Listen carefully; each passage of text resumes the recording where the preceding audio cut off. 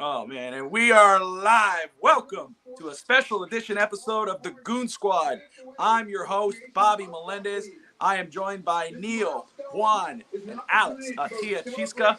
Guys, how you doing? We Not all try at to once. We're doing faithfully great. We're doing great, man. We got the NBA draft on. Let's see where the chips fall. Excited. Can't wait to see what happens.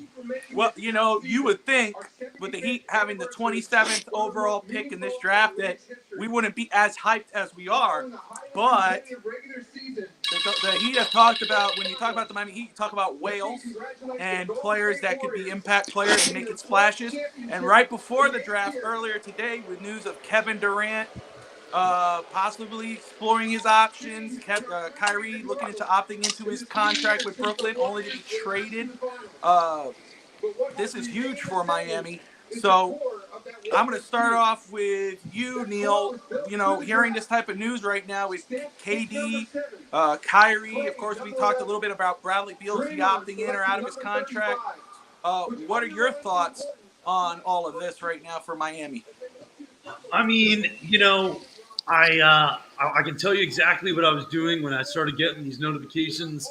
I was waiting on a jury verdict on a case that we had tried this week, and instantly got these notifications and just completely forgot about the jury verdict, and what it was going to be.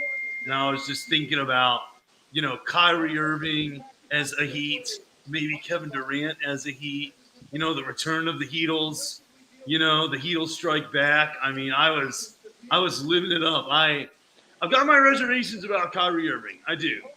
But Kyrie Irving, when he's on the court, is one of the best talents that has ever been in the NBA. And then on the other hand, if Kevin Durant were on the court for Miami, we'd probably have to give up, Bam, Robinson, Hero, okay, probably. But him and Jimmy would be just a dynamic 1-2 punch that, if we can get the right piece around those guys, could potentially be a championship team as well. So let's see if Pat Riley can do it. I mean, in Riley we trust. I'm starting to feel more confident that one of these big whales will actually be a Heat. And I didn't think that last year. I felt like it was going to be more smaller pieces. It ultimately ended up being that. But this season just feels different. This offseason feels different. What do you guys think? Go ahead, Alex.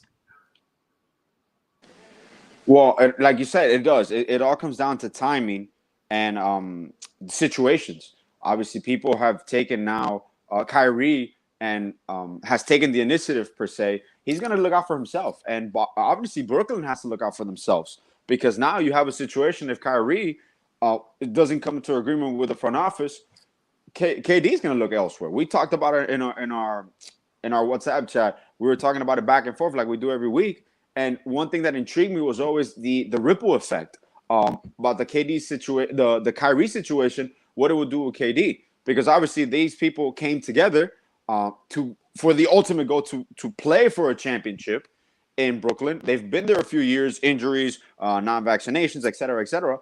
But then this opens up the door for the Heat. And the Heat are just waiting and lurking. They're just waiting and lurking. Like, we work in silence. We don't go for the noise. So whenever you don't hear, whenever you put out, whenever you see the Heat put out, oh, well, we worked out this, we work out that, you kind of, I always trickle it down a little bit. Me and Bobby have always talked about this before. They gave out the information and they push certain informations with certain reporters. They're going to tell you what you want to hear. But there's always, every offseason, you always move certain pieces. For example, even Kyle Lowry. You talked to Jimmy like you wanted Kyle Lowry last year. Pat could tell him, look, I got you, Kyle Lowry. This year I'm going to get you another player. This year, let me go to work. I satisfied you. Let me go to work. Let's see what plays out. But right now, everything is just up in flames. So you kind of have to see where the dust settles a little bit, and that's where we pick our poison. All right, and now, Kyrie is the one. He was at an impasse. It was reported early in the week from Sham that I don't know what happened, but it kind of fell apart there. They weren't comfortable giving him that guaranteed deal or an extended deal. Now Kevin Durant, the news of Kevin Durant, that if Kyrie ends up leaving, and that was the leverage that Kyrie had. He said, hey, look, you don't give me this deal, that KD's going to probably want to look for a trade, and that's exactly what's going down. So the Nets are probably freaking out. So Juan, either the Lakers, the Heat, whoever are going to end up with some kind of superstar, maybe. What do you think in the Heat's chances of landing one of these guys? Possibly. I think we're definitely in the mix, but the more I look at it, I think it's more of a leverage play from Kyrie trying to get that max deal, because obviously the Nets threw the subliminal shots at him after the season saying, hey, we only want guys that really want to play here, that are going to be dedicated.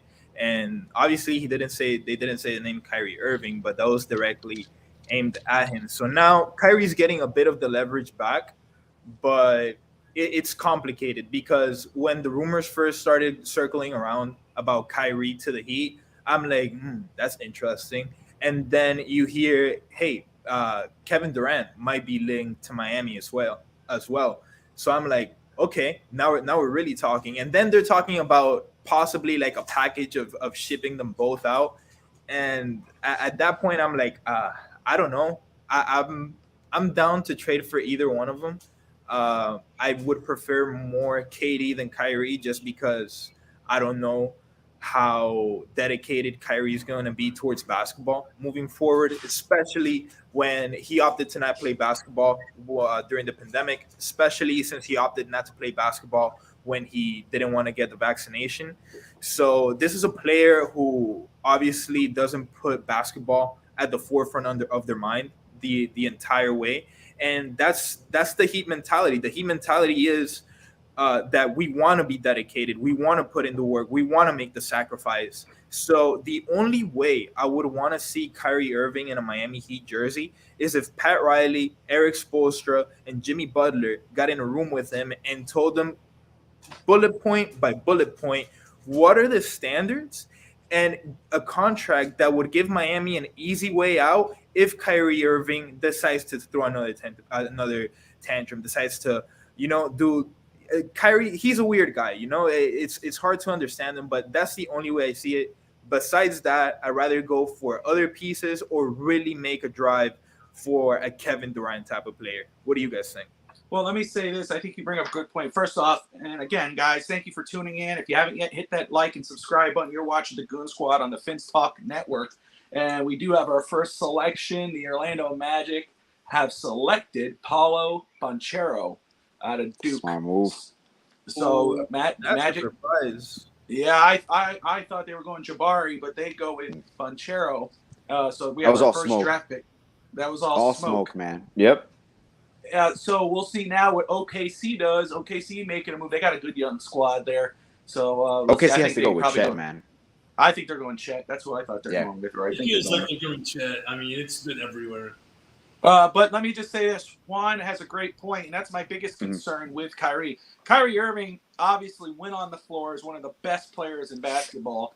I mean, there's no denying that. And obviously him on the court makes the Heat a legitimate contender when he's on the court.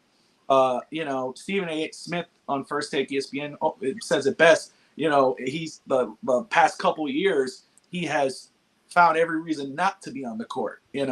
Whether it's from the bubble, he's even trying to convince players not to play, even though they weren't even in the playoffs. Then you got COVID, and you got the vaccine, and I need time away. As soon as he gets back, he needs time to take off, and it's always some reason. So, and it's been like that for a little while. So that's my biggest concern with him.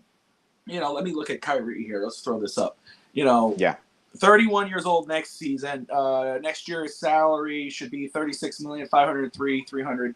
But when he did play, which was only 29 games, which to me, again, we discussed this last week, guys, with Miami, we were talking about availability and whatever. Miami was the number one team in the East, and their star players like Jimmy Butler and Bam, and, I think Lowry actually played the most during the regular season. Those guys, I think they played 50 games here and there. So they don't need to have a guy a whole season, but he definitely can't start just 29 games. But obviously, looking at these numbers, I mean, this would be huge he would be the leading scorer in Miami if he had these numbers on the Heat right now. Big time. So, Alex, that's the thing. I know you're very intrigued and you like the idea of Kyrie on the Heat, but Yeah. realistically, his availability, it's not an injury concern; it's a mental concern, really. So what are your thoughts on that, man? Does that give you cause to pause, or you're like, hey, you know what? It's better risk it. It's not better safe than sorry. It's better to risk it, get this guy, and then see what happens. Look, here, honestly, I would go straight up potential of what this can mean. This past year and a half, I'll throw in a hat, rumble it around, and maybe pick it up again. When is it going to happen? Maybe like another 50, 60 years. It was a situation, unfortunately, with a pandemic. I respect his point of view, whatever he wants to do. I'm not here pro or against.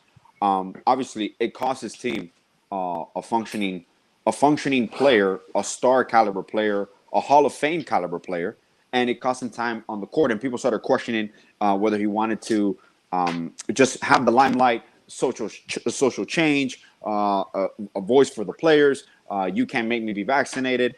And at the end, it got to the point where it didn't even make sense because he wasn't vaccinated. He couldn't play in home games, but he could play in away games in the state of New York. So those are the type of things that I will put that to the side for now, and I'm going to look at Kyrie, the basketball player, when he's available. It really hasn't been injury this last couple of years, so that's a plus. I don't have any fear when it comes to longevity because the Heat have shown time and again, not only the nutrition, the strength and conditioning, we improve veterans. I tweeted that the other day, like we make veterans better. That's very few organizations can say that. Typically, players peak. Even PJ Tucker. PJ Tucker, people saw him as a specialist. Granted, yeah, he's a specialist, but we allowed him to play other areas of his game that now people started seeing like, wait, I didn't know PJ can do that. Why? Because we put him in position. We give you the availability, the window for you to shine in that aspect. So with Kyrie, I'm not afraid in regards to that. I make the move. I'm even debating right now if I want Kyrie or Kevin or Durant. Who's going to cost me more also? Who's going to make the biggest impact on my team? Because I know it'll be a dream to get a package deal, but financially, I don't think we can even make it work. If someone can make it work, it's Andy Ellisberg. But I don't think it's possible to get a package deal from them. Also, you take into question, do they want to still play together? Are they still right now in, we don't want to be in Brooklyn anymore, us together? Or is there a rift between them? Or are they professional about it? But it's all right now. Until the first domino falls, we won't really know. Like, what comes first? Is Kyrie going to ask out officially? Are they going to approve a signing trade? Is Kevin going to demand a trade first, after? So those are things that are going to play. But I have no reservation. I will go for it. Kyrie's not going to cost you as much. He's going to cost you a package because you're just facilitating the trade. But it's not going to cost you as much as it will cost you to acquire Kevin Durant. But right now, I'm just in the wait-and-see approach. But for Kyrie, if he's the best option, I'm all in for that. Awesome. Let's go ahead and update you guys right now. The Oklahoma City Thunder have made their pick, and they picked Chet Holmgren out of Gonzaga. Mm-hmm. So that guy has so much potential, man. I mean, he's a raw prospect, but I think he's going to be very good for them. What do you guys think about that move? He's like a white Kevin Durant. It's awesome. I like Chet. I kind of agree with that. I mean, yeah, he's probably going to he's better defensively. Off season. Once he puts weight on next off season, though, he's definitely going to be a force. But he's got to put that weight on. Obviously, he's not going to do it this off season. I don't think there's enough time, but he will next off season, and I think that'll be good. Well, what I'll do, I'll say one thing before I interrupt you, Juan. The one thing that I keep looking at Chet, and the only thing I question is lateral quickness. And I'm pretty sure with strength, he'll get more of that. But one thing that does is the lateral quickness. Does he have enough to defend consistently in the NBA? Because in college, people weren't blowing right by him. But in the NBA, they can blow right by him. So that's going to be a lot of a team defense there. So they'll work with him. Yeah, for sure. All right, but you can't deny his talent, man. You can't. No, you can't. So back to the Heat, Juan. Yeah. So the Kyrie thing. I mean, you were just discussing that. So, but let's talk about possible packages. I mean, it's true. It could cost us an arm and a leg, literally, to get one of these guys. But I mean, I'm thinking, what are you going to give up? I mean, I don't have the salaries in front of me. I know someone played around with that during our chat. But, for instance, KD, right? I would be, obviously, I'm more, if you were to tell me either between Kyrie, I know Alex said that he's torn, or they're thinking about both of those guys. But if you told me, Bob, hey, which one, KD or Kyrie, I'm going KD. Because you don't have to question his commitment or his mind on basketball. You're obviously one of the best in the NBA, right? I mean, he's on top right there with LeBron and all that. But I mean, the packaging. I mean, would Brooklyn go for like you don't want to give up Bam in this situation? So would Brooklyn give up? I mean, would Brooklyn accept Tyler Hero and Duncan Robinson or maybe a Kyle Lowry included? It's tough. No, they would hang up the phone with the quickness if you're trying to give them role players.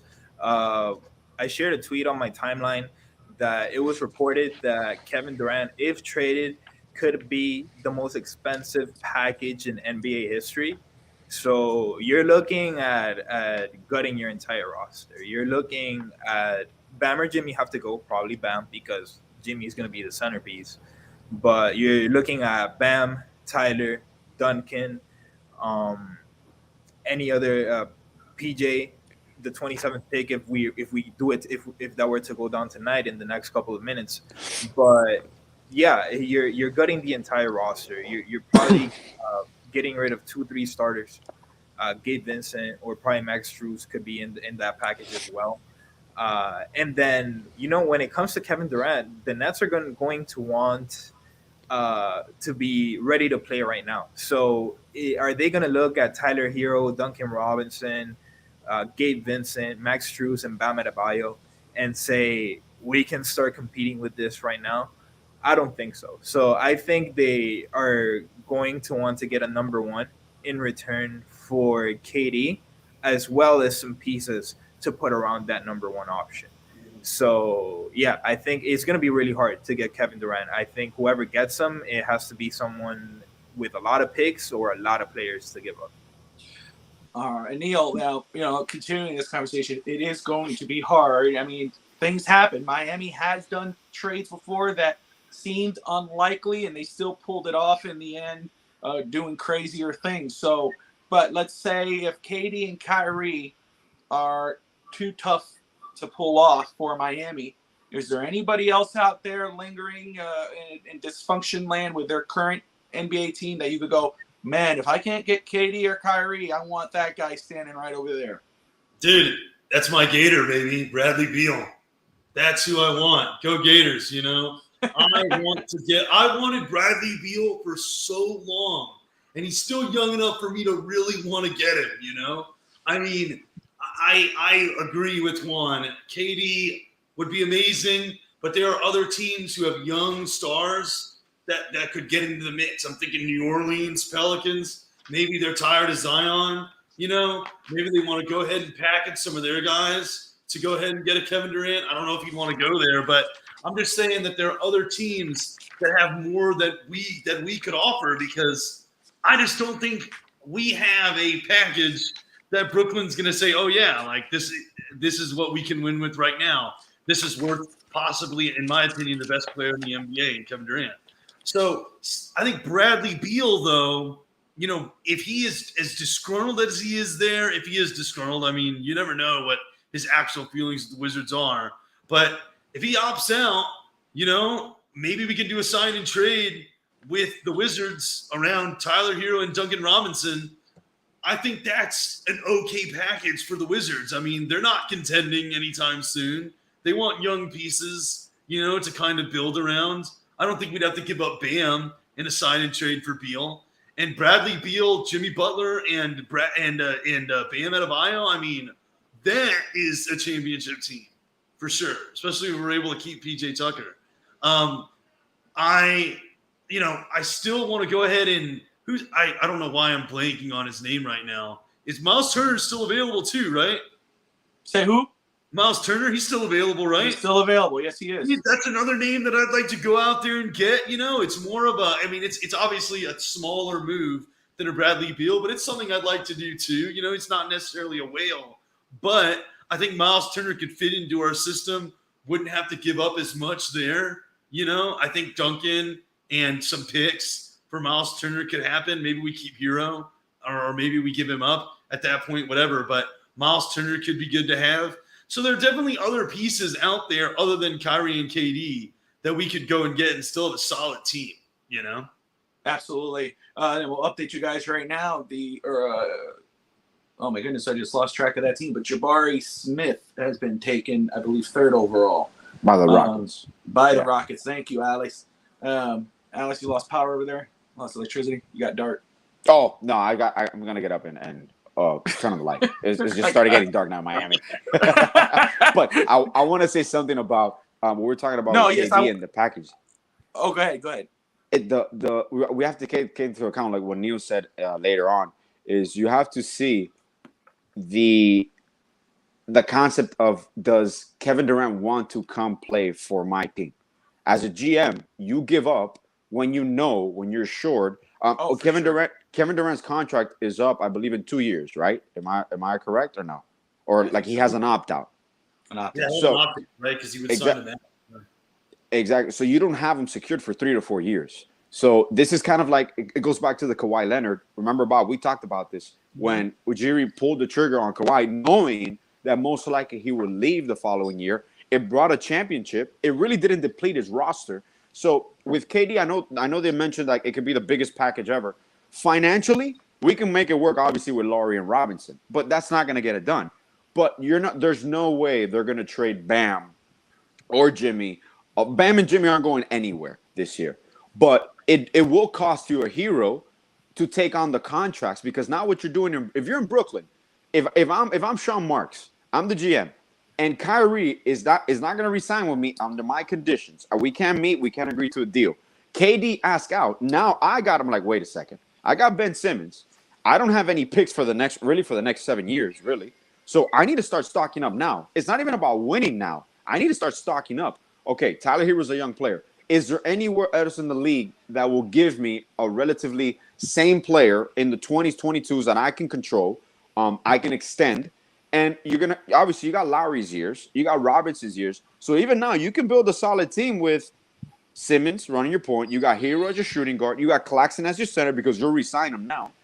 And you got shooters with Curry. You got shooters with Robinson. So you have a solid team. You're not going to win anything, but you are now forced to rebuild. Brooklyn played their hand. They went for Kyrie and Kevin. They traded for Harden. That's them going all in.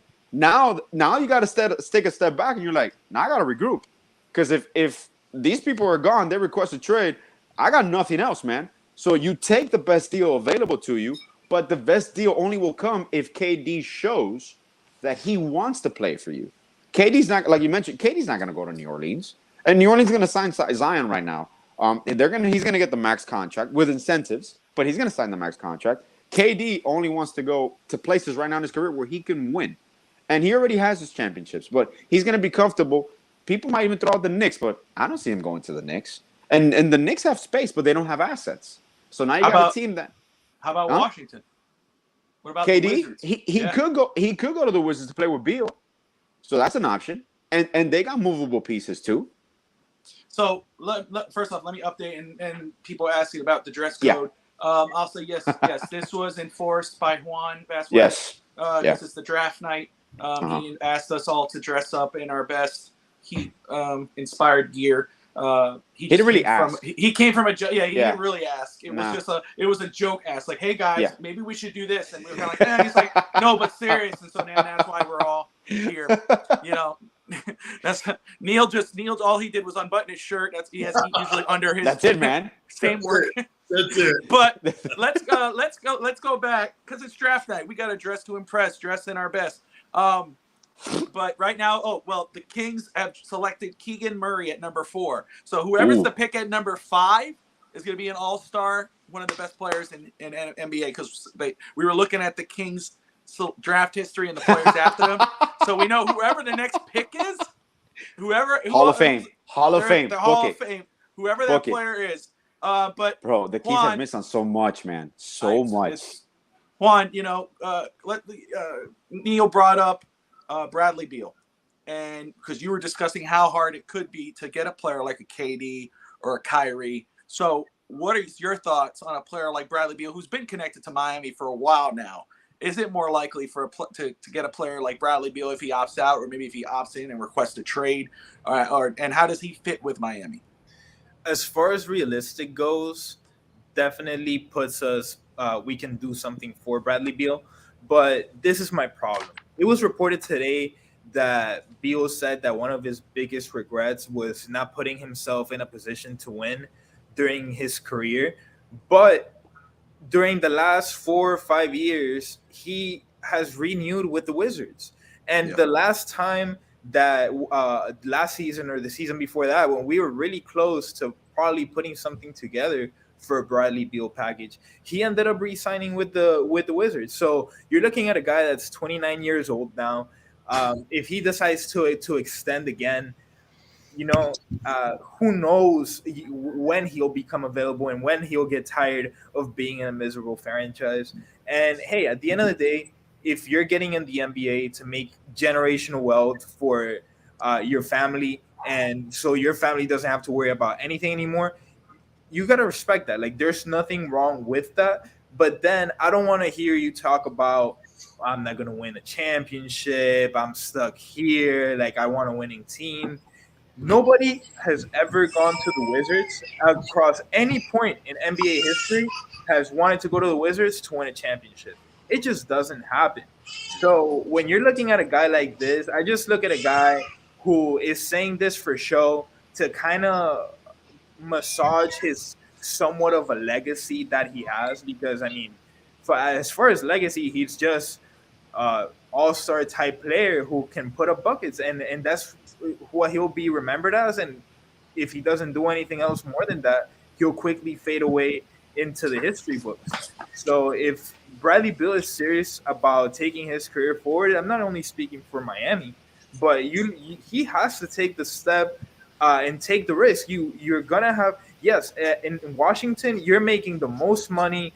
You're the man. Nobody's asking you any questions. You do as you please. But there's positives to that and there's cons to that. And I feel at 29 years old, you got the money, you got the security, you got everything you wanted on that side of the ball. Go out and get a championship. Go out and look at a Miami Heat. Look at a Lakers team. Look at all of these contenders. I'm not gonna suggest all of these contenders to give any ideas, but like, you have to make that move. And until he does, I'm just gonna look at this as him bluffing to kind of massage his legs. So, for you, it's like, hey, if he doesn't make a move now, you got to question his intentions about actually wanting to win anything. It's about the money at that point. Yeah, does he want? Hey, just bring me one or two more filler guys so I can get more money, or are you actually gonna make a sacrifice? Because you have to make sacrifices. Tom Brady won 7 rings in the NFL because he was taking less money so he could build those teams. It wasn't all on him. That's not how he's gonna be remembered. So you have to go ahead and step up and make the sacrifice and take less money so you can make an impact. Dwayne Wade took less money with the Miami Heat for years to win 3 championships or to 2 additional championships. So great point. Alex, Neil, you brought up Bradley Beal. So Alex, how does he fit on this roster? I mean, who would you prefer him? Who out of Kyrie, Kevin Durant, Bradley Beal, who would you think fits better on this Heat roster? Wow. I would have to put Durant out top, and Kyrie and Beal are a wash to me between them two because they both bring you. What I like about Beal is very physical. Very physical. Kyrie is a wizard with a basketball. He's a scorer. Defensively, mostly team defense, individual defender, one-on-one defender, on-ball defender. He's not the best. But I will still put KD at the top because KD is a scorer. I would argue KD is probably the best pure scorer in NBA history. KD could get you a bucket from anywhere, even now as he's gotten older. But I think KD will be put perfectly, kind of like, Bob, what I told you last year about Tyler Hero. What I saw by Tyler Hero, I honestly thought that he was going to lead the Heat in scoring. He finished second by 1 point. But the team was built for an offensive star to shine, and Jimmy Butler, PJ Tucker, and Bam would take on the defensive responsibility.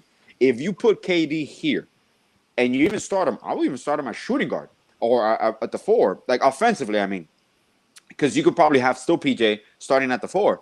Bam isn't going anywhere. You put KD into this lineup and you have Gabe Vincent running the point if he doesn't have to be part of the package. You got Gabe Vincent running the point. and you got Durant scoring, you got Jimmy Butler with lanes and Bam Adebayo with lanes working constantly, and you explode. You can KD average 25 to 30 points easily, and he's a deep shooter. He's a streaky shooter as well. He works the mid range. You would have so many lanes that all you need is a few shooters here and there, and you have a complete team. And defensively, he has size. That's one thing about KD. KD has always been overlooked defensively. He's not the best on-ball defender, but he does help you with a weak side. He does have length. He does have a lot of blocks for a person as skinny as he is. So out of those three, I will pick KD. But it comes down to cost. Well, cost is being very important. But what? How do I say this, or how can I? Yeah. With the Bradley Beal, again, Juan makes great points, and it's true. It's a tough sell for Brooklyn to say, hey man, send me one of the top players in NBA history, current player right now, in Kevin Durant for a Tyler Hero, who's the sixth man, and Duncan Robinson, who couldn't even see the floor during the playoffs, and Kyle Lowry, who was just out of shape. It is a tough sell, but maybe a Bradley Beal is more likely. Because I think it makes a little more sense because he's not on that same tier as KD, but he is a very good offensive threat. So let's talk about him just a bit here, and we'll welcome in Harrison in just a minute. He's about to join us, and we'll get his thoughts on it. But Alex, you talked about KD, but let's talk about Bradley Beal's fit with the Miami Heat with this current roster. Let's say if they were able to keep Butler, Bam, added Beal, and then however they fit that roster out. Whoever they trade for him, but talk about his fit with Miami.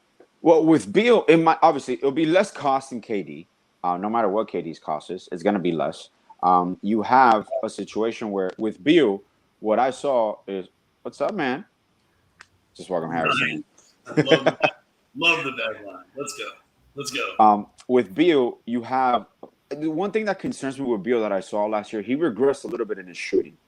I don't know if he was deferring more. Because Washington was using him in a different role. He was more of a playmaker per se, not just a straight up shooter. He's always been a playmaker, mid range game, but his shooting percentages went down overall.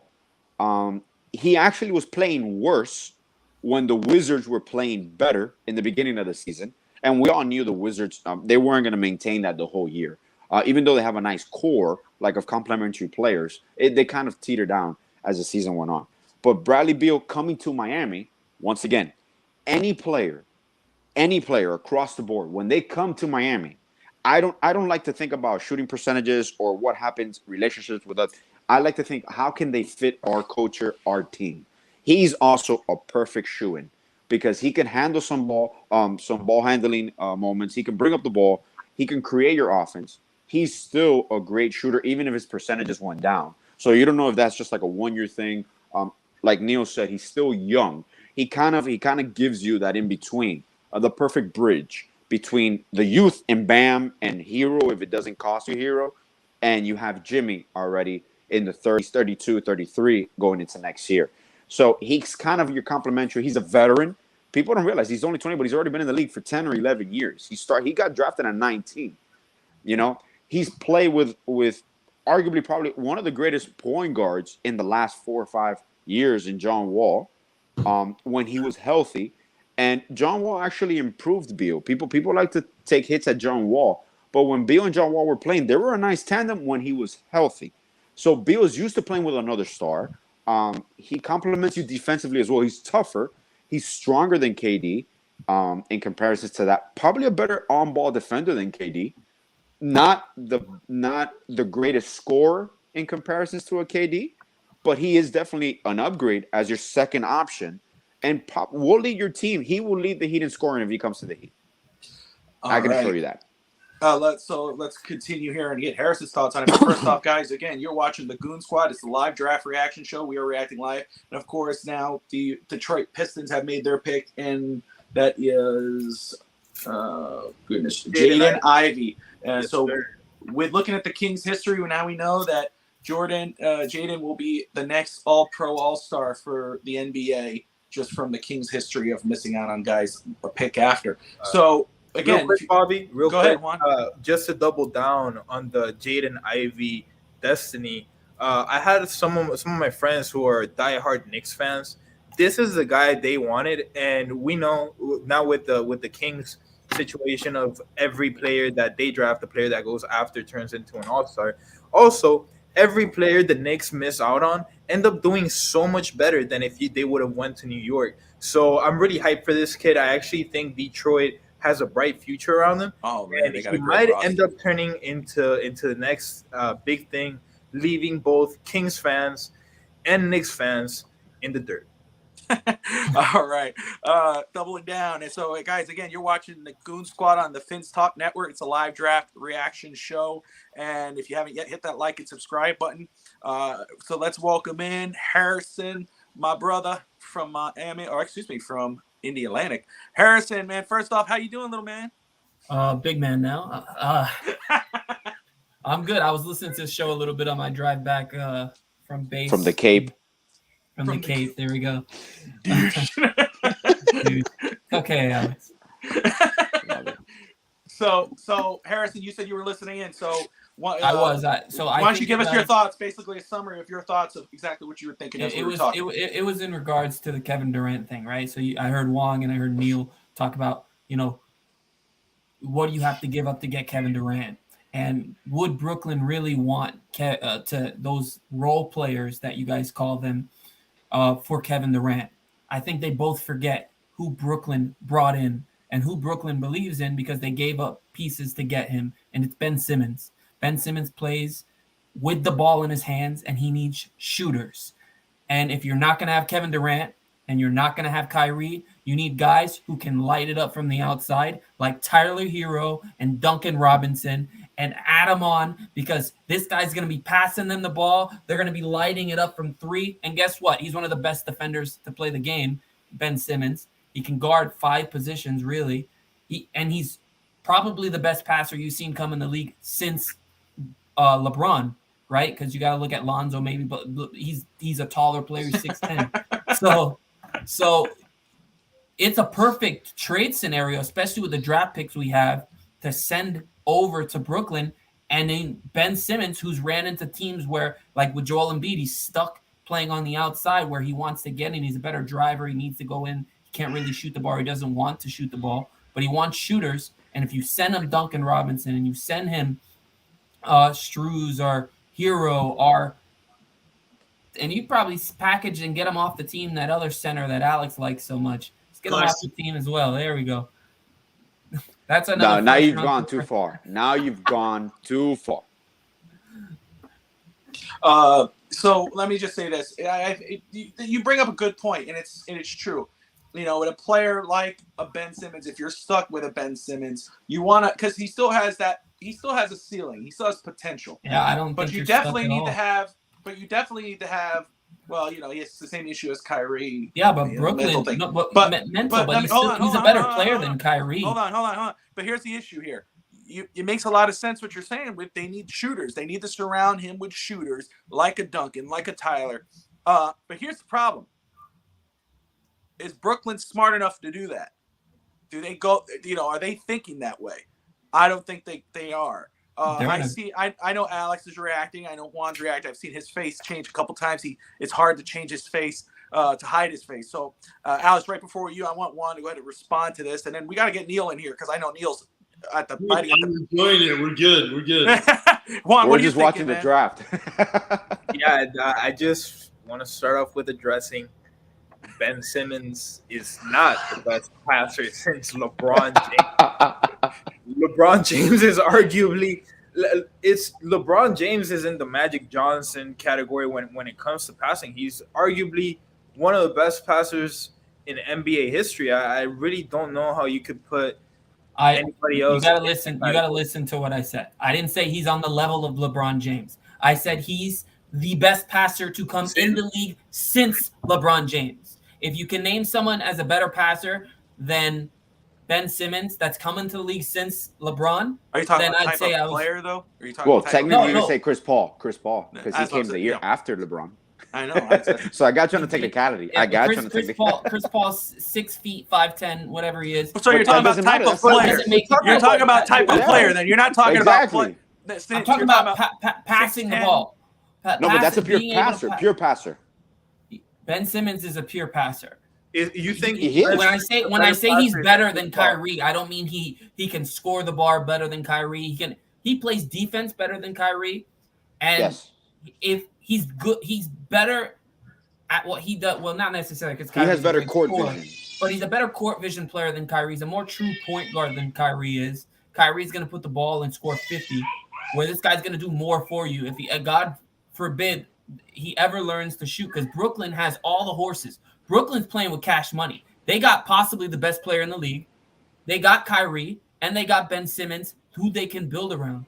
Everybody's coming to Brooklyn, and worst case scenario, everybody stays for Brooklyn, and they got the best player in the league in Kevin Durant, and Kyrie's happy, and worst case scenario, they trade them away. They still got Ben Simmons. They can build around him. So Brooklyn's in a win-win scenario, in my opinion. So this is the thing with Ben Simmons. And yes, he might be a great passer, but with building a team that way, Harrison, you also have to take into consideration that the guy that's usually going to be that ball handler is usually a pretty elite floor general as well. And I don't know if Ben Simmons has that, because you're the one pulling the strings. You're the one pulling the strings. You're the one driving in and taking the pass out to the outside so your shooters can get hot. But I don't know if he's a floor general. I don't know if he has that enough to pull the strings. He does, though. That's his game. And you could argue. You can argue in Philadelphia. You need to come in with an attitude. You need to come in with a mentality of a leader. And he's not a leader. He is not a leader. And I agree with that.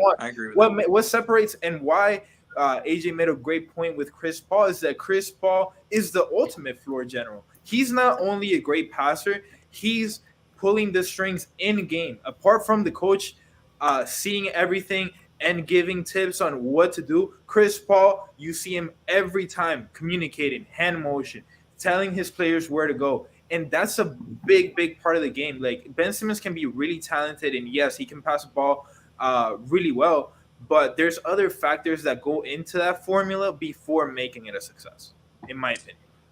Now, before we get into have Neil come in here and give his 2 cents as we continue on. If you haven't yet, hit that like and subscribe button. You're watching the Fins Talk Network, the Goon Squad live draft reaction show. And since we are the live draft reaction show, let's go ahead and update you.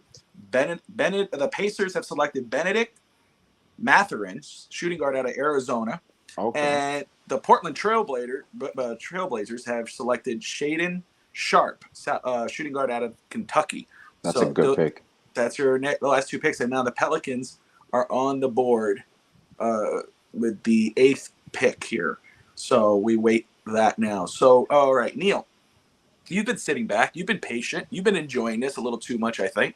I know, we talked about Bradley and then, so what's your 2 cents now with Harrison's counter about the likelihood of a trade with Brooklyn with a KD or Kyrie with what Miami's offering? I mean, do you think Harrison makes a good point? Do you think Brooklyn can see it that way and say, hey, man, we could build around Ben Simmons and Tyler Hero and Duncan Robinson would be great fits with him? I think Harrison made a really good point, but I think Harrison's point has to rely on the assumption that Brooklyn views Ben Simmons as a piece they want to build around, and it also has to rely on some growth from Ben Simmons that I haven't really seen in a couple of years. If Brooklyn views Ben Simmons as a piece to build around, then it would make sense that they want to surround him with shooters. But, I'd agree with Tyler Hero. I think Tyler Hero is a shooter. I don't know if Duncan Robinson is a shooter anymore. Yeah, I think Duncan Robinson's on a bad contract, and I just don't think that he has it. That the way that he's going to need to have it in order for Ben Simmons to be able to pass him the ball consistently and that offense to be able to work. I mean, think about it. If you've got Duncan Robinson and Tyler Hero, coming in and out for each other, which is what I'm assuming would happen, defensively, they're going to be screwed. I mean, those two are going to get hunted bad, And I know that Ben Simmons is an elite defender. He is. No one can take that away from him when he's healthy. But I just don't think the Brooklyn Nets, Duncan Robinson hasn't put good tape together for a team to be like, this guy is the Duncan Robinson from 2 years ago who's just not going to miss. And when he gets the ball and he's wide open, he's definitely going to make it. That's not who he is anymore. I've seen Duncan Robinson brick way too many open threes, and he's such a massive liability on defense. He gets 3 fouls a game. I mean, you can't keep him on the floor too long. So if your whole offense is going to rely on Ben Simmons driving and kicking, and one of the pieces we send you is a guy that can't shoot the way he used to and is a massive liability on defense, I just don't know how attractive that is. I think that Brooklyn definitely is going to require more if they, in fact, view Ben Simmons as this piece they want to build around, which I don't even know if Brooklyn knows the Ben Simmons that they got when they traded for him. I think that when they traded for Ben Simmons, they were hoping he was going to be the Ben Simmons of old, but they haven't even seen it yet. He wouldn't play a game, and that's on him. They needed him in the playoffs, and he did not want to play, and that would scare me if I'm the Nets. Like, damn, I just gave up a lot for this dude, which they did. They gave up a generational talent. Like, James Harden obviously has regressed a little bit, but he was James Harden. And now I bet they've got a little bit of I would if I got a guy who doesn't even want to be on the court, and is making up excuses because that's what he was doing, right? So how can you build around a guy who didn't even want to play? I don't know, man. I think Brooklyn is going to require way more from us than Tyler Hero and Duncan. For Kevin Durant, I just can't see it. I can't see it. All right. You know what? I think that's a valid, though, point on Duncan Robinson, man. You can't hide it. So, first off, Alex, I know you're chomping at the bit. Harrison, go ahead and respond. I got a moment. A quick response. Harrison go. A quick response, Alex. I'll let you go. Duncan Robinson's 3-point percentage dropped from about 40% to 37%. It's not that big of a drop. He's still an elite shooter. What happened was, can his shooting compensate for his bad defense? Not when you have bad defense, right? The too many bad defensive players on the court, like you said, is going to be a problem for them. Now, in regards to getting Ben Simmons, they gave up a generational talent who hit a massive slump and can't score the basketball. He got figured out because of I think the rule that got passed, that foul rule. He's not on the free throw line as much anymore, so he can't score 30, 40 points like he used to at will because he's not shooting as many free throws. And James Harden, and he's out of shape and fat. Ben Simmons wasn't playing basketball when they traded for him. He didn't play basketball, and they knew that when they traded for him. He wasn't playing basketball when they traded for him. He's 25 years old. He's 25 years old, one of the best defenders in the game, an elite passer. They knew, chips on tape, we could build around this guy. Ben Simmons' game, if he did play, But the whole problem was who's going to cover Jason Tatum in Boston. If Ben Simmons did jump in, Jason Tatum is going to struggle. You got a 6'10 elite defender on you. You're not scoring the basketball like you were against Brooklyn. That guy is special at 25 years old. And if you put him in a situation where he was next to Joel Embiid, someone who really doesn't match his game because you're forcing Joel Embiid to go be a shooter, which he's not. He's clearly the best center in basketball. He's 25 years old. They knew when they traded for him, this is the guy we could build around because Kyrie doesn't play basketball as much and he's getting older. He's injury prone. Kevin Durant was coming off an Achilles injury. And how long can you keep the best player in basketball on your team? We've seen, like with LeBron, he's out the door. Kevin Durant, this is his third team now in however many years, and he has injury problems. They knew when they traded for Kevin Durant or for Ben Simmons that he will be the future of Brooklyn. Alex, Harrison said I was going to be quick, but Alex said, well, to follow up what he said, that's what she said. To follow up what he said, I agree to an extent. When they traded for Simmons, they didn't know he was going to be the future. This is developing right now. I'm pretty sure they always had questions. How is he going to fit with Kyrie Irving? But one thing that people forget, I don't know for how long this will be, but who's the head coach for the Nets? Steve Nash. We all remember the style that Steve Nash played in Phoenix. It wasn't a dribble. It was 7 seconds or less. So it was you get up the court and fire shots. So what do? You have an elite passer, like Harrison said, with great court vision, and you surround them with shooters. Remember, they didn't prioritize defense. I knew the Nets didn't prioritize defense when they traded away Allen and LeVert and everybody else. They were just going to try to outscore you. And my thing became, I'm like, can they stay healthy? That's the question. And I remember me and Bobby, we would text about this. Like, when they traded for Harden, I told them, my first thing I told them, I believe, was like, can they stay healthy? Because I believe they can coexist offensively. Defensively, they're going to have to score at least 130, 140 every game to continuously win and win consistently. But with Simmons, when you acquire Simmons, they also acquired, I believe, a few first-round picks or the right to swap picks. They acquired Curry, another shooter. They acquired Drummond, but that's just a wash.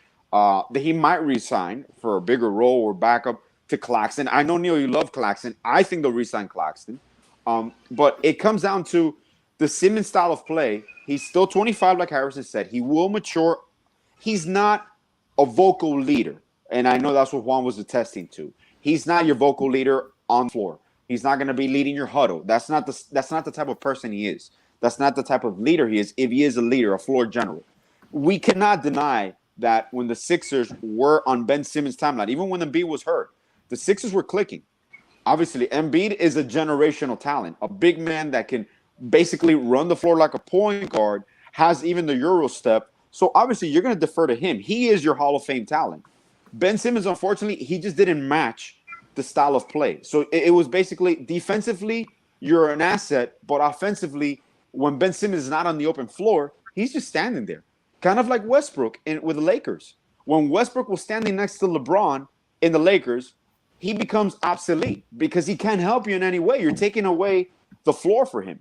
So if Simmons stays, and I even messaged Bobby, I'm like, at this point, I don't even know if the Nets, they probably have to trade Simmons. You got to max out everything. You got to start fresh. And it sucks to me because I think of the Nets, and I still remember the trade when they traded their whole future for Paul Pierce, Kevin Garnett, and they genuinely thought, when the moment that trade happened, I knew Billy King was never going to work in the NBA again. Because just sitting on my couch, I'm like, there's no way I'd make that trade because you're not going to catch LeBron and Wade and Bosh here in Miami with that trade. You depleted your whole roster, you rebuilt. Now you're possibly in the same situation because now it was handed to you. You didn't provoke this to yourself. Hence, like, what player empowerment is real, and salaries are going to rise. The new TV contract deal is coming. So there's going to be an influx, and salary caps are going to rise probably by $30 million within the next 5 to 6 years. So even a Duncan Robinson contract is not a bad contract when you have the whole salary cap available to you. So unfortunately, it's something that you have to take if this is the best package available for you. Because if you're Brooklyn, you got to look out for yourself. Obviously, you have KD only under 1 year, so he has leverage here. KD can dictate where he goes. We all know what happens behind closed circles. It's not be like, oh, we're going to trade you wherever. No, these stars, where they want to go, they weren't going to trade Harden to Sacramento. So you talk to your GMs. All of these GMs are constantly talking to Detroit through their agents. You communicate. You have the intentions of where you want to go. You have an idea of the package you want to build. You can't short arm someone here. Like, you can't try to strong arm. That's what I love what Parallel always says. Like, you got to trade talent for talent. It's going to cost you talent to acquire talent. So, I'm gonna win this trade. I'm gonna plug. No, you can't do that. You got to give fair value. But honestly, in Brooklyn, what is fair value for KD? Like, there is no fair value for KD. So you got to take the best package available to you. Multiple. You're talking about trading 3 first-round picks for sure, or pick swaps, youth pieces. You can make the matches work. Obviously, now you make them take Lowry, or you incorporate a third team. This is when third teams come in and you acquire salaries. Now he was Ben Simmons with the Heat. Oh, come on, dude. Let me get off your screen right now, man. That's just disrespectful, dude. Let's go ahead and update you guys very quick. Update people watching or tuning in. The Spurs. Well, actually, we talked about the Spurs. They just made their pick, but let me go ahead and talk before that. The Pelicans. They selected Dyson Daniels, shooting guard. He's a the scorer. G League invite. Yeah, 6'8", 195 pounds. And then the San Antonio Spurs have selected Baylor's Jeremy Shahan. Shahan or Shahan? Wow. They took Jeremy Shahan. And then Washington is selecting Johnny Davis at number 10. Wow. So there's your three picks. I'm surprised. I'm surprised there's Bradley still no Beal, right? trades announced right now. So some of these picks might be moved. Well, it looks but like some I'm teams trying to get surprised. Jaden Ivory. We're trying to Yeah. get or make a trade, but But you see, if I'm the Pistons, I don't do that, man, because the you Pistons probably have got declined Aiden. You got Aiden coming through, most likely scenario with them, and you got Kate Cunningham. You have a nice situation there. well, we're discussing Brooklyn here. We've discussed Ben Simmons and how that impacts the Brooklyn Nets, but we're the Goon Squad. We discussed the Miami Heat, but hey, we'll discuss NBA in general as well, which is what we love about the show. Now, let's stick back to the Heat here, and Harrison, anytime now would be great to get that dude off your background. That'd be awesome. Thank you. Let's talk a little bit about Zach LaVine, because Bleacher Report brought him up as a possibility for Miami. So I'd love to hear about his fit with Miami. But let's go on to this. Harrison was not on our Twitter DMs just yet. He is now. But Alex kind of started a little bit of a stir on Twitter with the group here a few days back, and almost gave Juan a seizure. When he brought up another possible player from Miami, and that was John Wall. The possibility of John Wall coming to the Heat. He's saying don't sleep on that, and he's intrigued by that. So, and Juan was like, "Are you serious?" Juan went off. He said, "Where the hell's Harrison when you need him?" He wanted to get Harrison's point of it. I know. That's one of the guys I talked to Alex about today. Harrison, that young man right there is a stud. He might be there too. Walker Kessler is another guy for me too. I like. But let's go ahead and talk about John Wall. Alex, first off, I'm gonna let you start with it, and then we'll let Juan respond, and then we'll go from there. But John Wall, man, what he's more than likely gonna opt into his contract, and we believe. Let me see here. Oh, he opted in already. He already informed the team. He already opted in. Yeah. And they're talking about possibly. I could have informed the team. They could have, and yeah, I know. And it looks like they probably are discussing a buyout. So, which makes sense because he's gonna make about $47,366,760 32 years old, starting next season. Alex, he played 40 games, which is about almost the average of what Jimmy Butler and Kyle Lowry played for Miami. But he averaged 21 points per game, about 20.6, 3.2 rebounds, and about 7 assists per game, 6.9. But he did miss 2020 with a left heel Achilles injury. So, man, injury concerns are huge for this guy here. But when he's on the floor, he's still a very decent player. Obviously, very good player. Talk about why you think he'd be a good fit for Miami and why the Heat should look at this guy.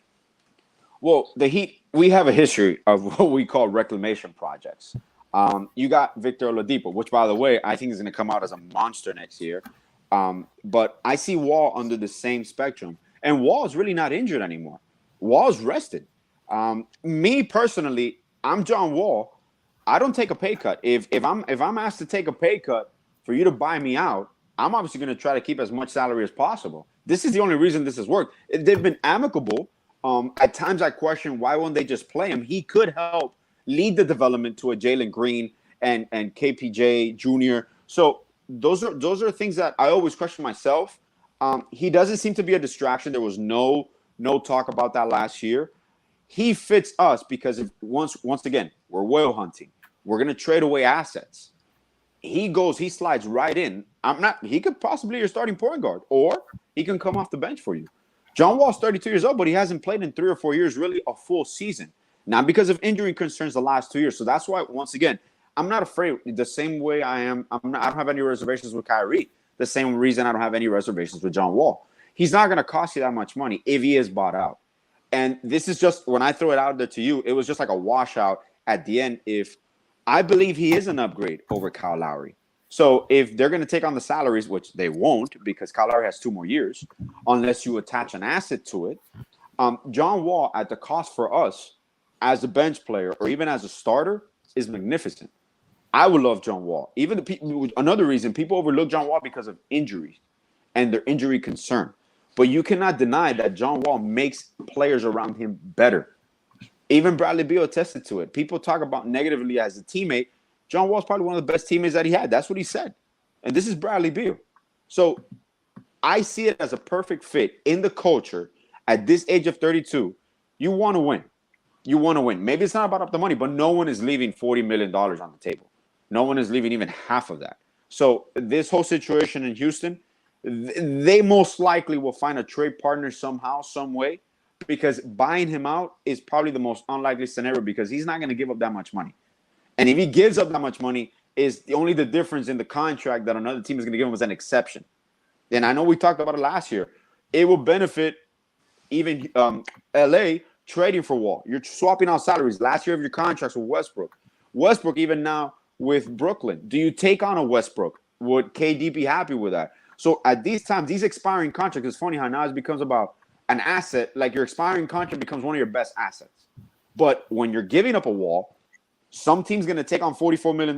I'm going to give you my bad contracts too. I'll give you an asset, but you're taking on a Kyle Lowry with 2 years left of his contract. You're taking a Duncan Robinson if I have to with $15 million on his contract per year for the next 4 years. So basketball-wise, he's a perfect fit off the bench. Kind of like the same role you saw Victor Oladipo have. People were discounting Oladipo with the injuries. When we acquired Oladipo, we didn't know the significance of that injury, and it wasn't done properly. He wasn't recouping properly. Now he's fully healthy, and you're going to have a real offseason of basketball. So you'll see the Victor Oladipo that the Heat saw next year. I see the same situation with Wall, and I think he will be a perfect fit at the right cost. I'm not going to take him in as our savior. He's not your second scoring option. But John Wall still, in Houston, still put up 21 points. I believe it was 5 assists, 4 rebounds. He can still play the game of basketball at a high level. People just forget about him. Juan, you want to respond?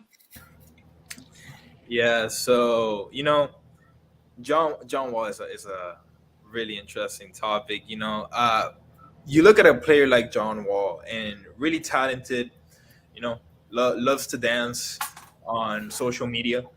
And, to be honest, AJ, you reminded me, I was like, John Wall, I was like, I thought he retired because the last time he played, if I'm not mistaken, was 2 years ago. And wait, I'm not done. But Houston asked him not to play. Wait. You correct me if I'm wrong. If I'm not mistaken, Udonis Haslem at a tender 40 years old has played more basketball in the last 2 years than the man you were raising. Whoa. On top of that, are we overlooking the fact that Houston asked him not to play? Are we going to overlook that? We're just going to keep on overlooking it, right? He's not done, Alex. He's not done. He's on a roll. This is a 32-year-old man who has put up more posts on social media dancing than games played in the last 2 years. Bradley, you saying Bradley Beal said something positive about John Wall? To be honest, I don't care what Bradley Beal says. This is the same Bradley Beal who says he's tired of losing and not being in a winning team when he's about to sign another fat contract to keep stinking it up in DC. I don't care what Bradley Beal has to say. And you want to bring this after watching the disaster that Kyle Lowry was in the playoffs. You want to bring this man into the Miami Heat locker room so he can dance I do. into oh my god. No, I don't no. It's not gonna happen. We have to kill this idea right off the bat because the only reason John Wall's name is floating up is because Houston has to get rid of him.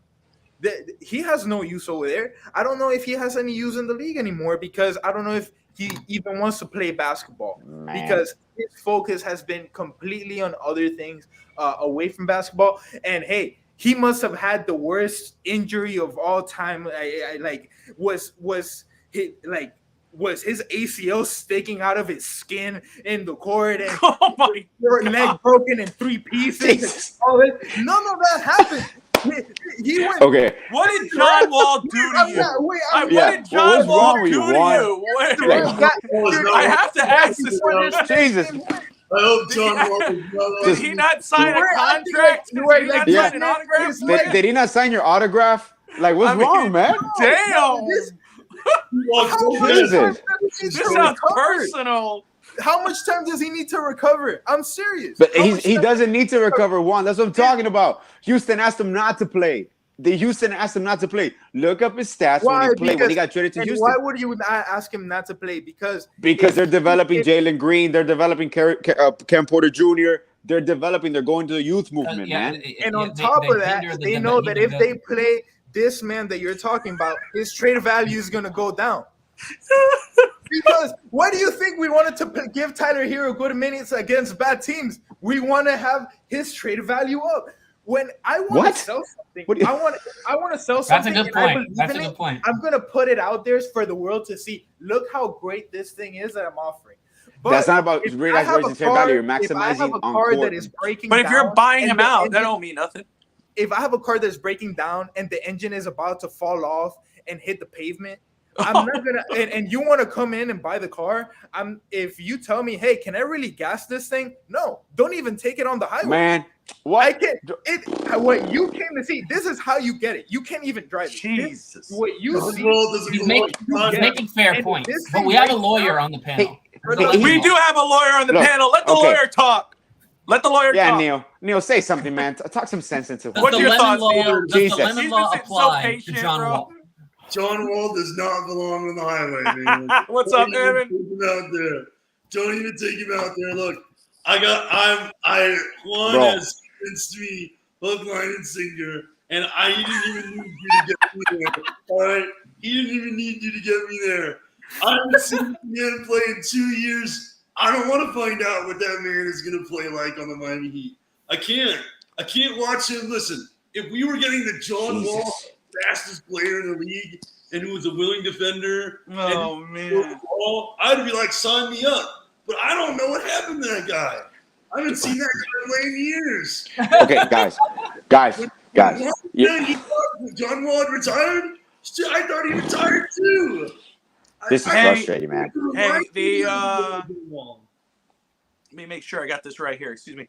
The Knicks have traded with OKC. They traded their pick, Ousmane Dieng. Oh man! Out of France, they traded him to Oklahoma, I believe. For the Knicks traded first round picks. Yeah, multiple first round picks. That's OKC's not gonna make all those picks, man. OKC's gonna build a squad.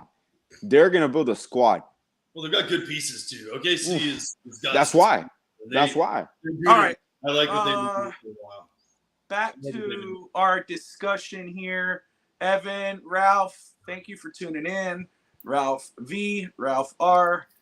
Ralph Rodriguez says this guy in the right-hand corner make him feel a certain way. That's nice. Evan writes, John Wall makes Tua look like a picture of health. Oh, we're going to bring Tua into this. Come on, man. Hey, you know what, Harrison? Hey, Harrison. Actually, Bob, can I ask Harrison a question? Go ahead. Harrison, is Ben Simmons more accurate than Tua? Oh, come on. Jesus. Yes.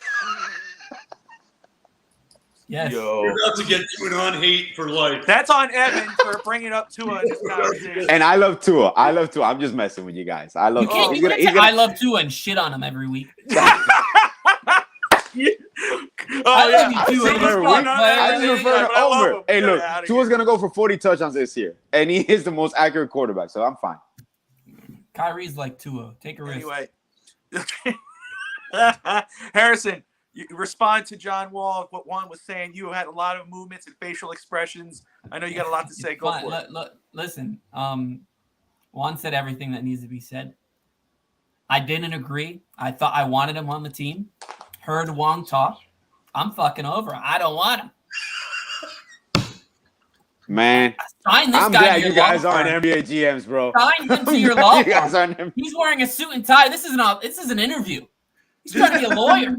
Dude, you gotta watch basketball, Bob. Is this a basketball podcast? He's convinced the jury. I want John Wall, not on the Heat.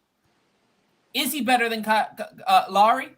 Maybe when he used to play basketball, but it's been 2 years. If you put John Wall in the Heat right now, is he your best point guard or your best backup point guard? I don't know. Dude, you don't know. I don't know because he hasn't played. It doesn't matter. It doesn't matter, man. Well, it actually does matter. Christ. When you're, it's like he's riding a bicycle. You think he forgot to play basketball? He didn't forget to play basketball. They asked him not to play basketball. You don't know that. You don't know that because when you're Well, contending of course I know that. You can have him play for Detroit or a team that's not contending and say, "Oh, he can play." Or like Houston, go play for Houston. All right. First of all, you mean to tell me you put John Wall right now on a team? Hold on. And he just forgot to play basketball? Stop. Come on. Wait a second. Time out. First of all, last year he was told not to play. He did not play. He sat out. It's not that he was injured. He was injured the year before. Yes. The year before that, when he did play, again, 40 games and averaged about 21 points per game. Here's the thing. Here's the difference, and I think people are starting to forget here. First of all, this is the Miami Heat. When players come here to get the best version of themselves right now, that's a you cop-out. put John. That's not a cop-out. It's fact. Did you get the best version of Kyle Lowry? Kyle Lowry's 37 years old, man. Out of shape. Personal problems. And how old is John Wall? Hey, stop. How old is John Wall? Stop. John Wall's 32. Stop. Kyle Lowry had a lot to do. do. Shut up. Kyle Lowry had a lot to do with the Heat being the number 1 seed. He had a lot to do with the being the number 1 seed. He didn't even be the leading scorer. He played the most games, which is funny because people want to talk about him being out. But he was one of the main reasons why, because of the veteran presence. Because of the no, he's not one of the main reasons why. He was fat and out of shape. He got called out. He wasn't fat. No, he was out of shape, but he wasn't fat. Stop being disrespectful. The fact of the matter is. I'm sorry, Bobby. No. I'm sorry. That was personal, man. Don't fucking insult us, you son of a. Listen, Lowry, you can say whatever you want. Oh, first of all, if you're looking just at stats, you're not really doing the thing. You got to look at what he does on the court. Lowry did a lot for Miami, just being that veteran presence and everything else. If you get John Wall, and first of all, if he gets bought out, it's not a trade. He gets bought out and signed with the Heat. That's because the Heat are confident he's going to play. It's not because he's going to sit out. And you're talking about when the player's on the court, and when the player has been on the court, the last couple years, almost 21 points. 2 years in a row, 21 points per game. 20 points per game, 24 points per game, 20 points per game. He's always averaged above 20, which guess what? A lot of Miami starters did not. I think the highest score was Jimmy. It was at 19. No, and it's assist, Bob's rebound. The playoffs, Bobby. That's fine. But when you're talking about Kyle Lowry and John Wall, who has a better temperament? You're talking about the intangibles of Kyle Lowry. He's a better leader than John Wall. He did so much for Kyle Lowry. Did so much for the Heat because of his attitude, his leadership. John Wall hasn't shown that. He's been a leader ever in his career. I don't know. They've won anything with him. He's led a team before to winning games. Like, never.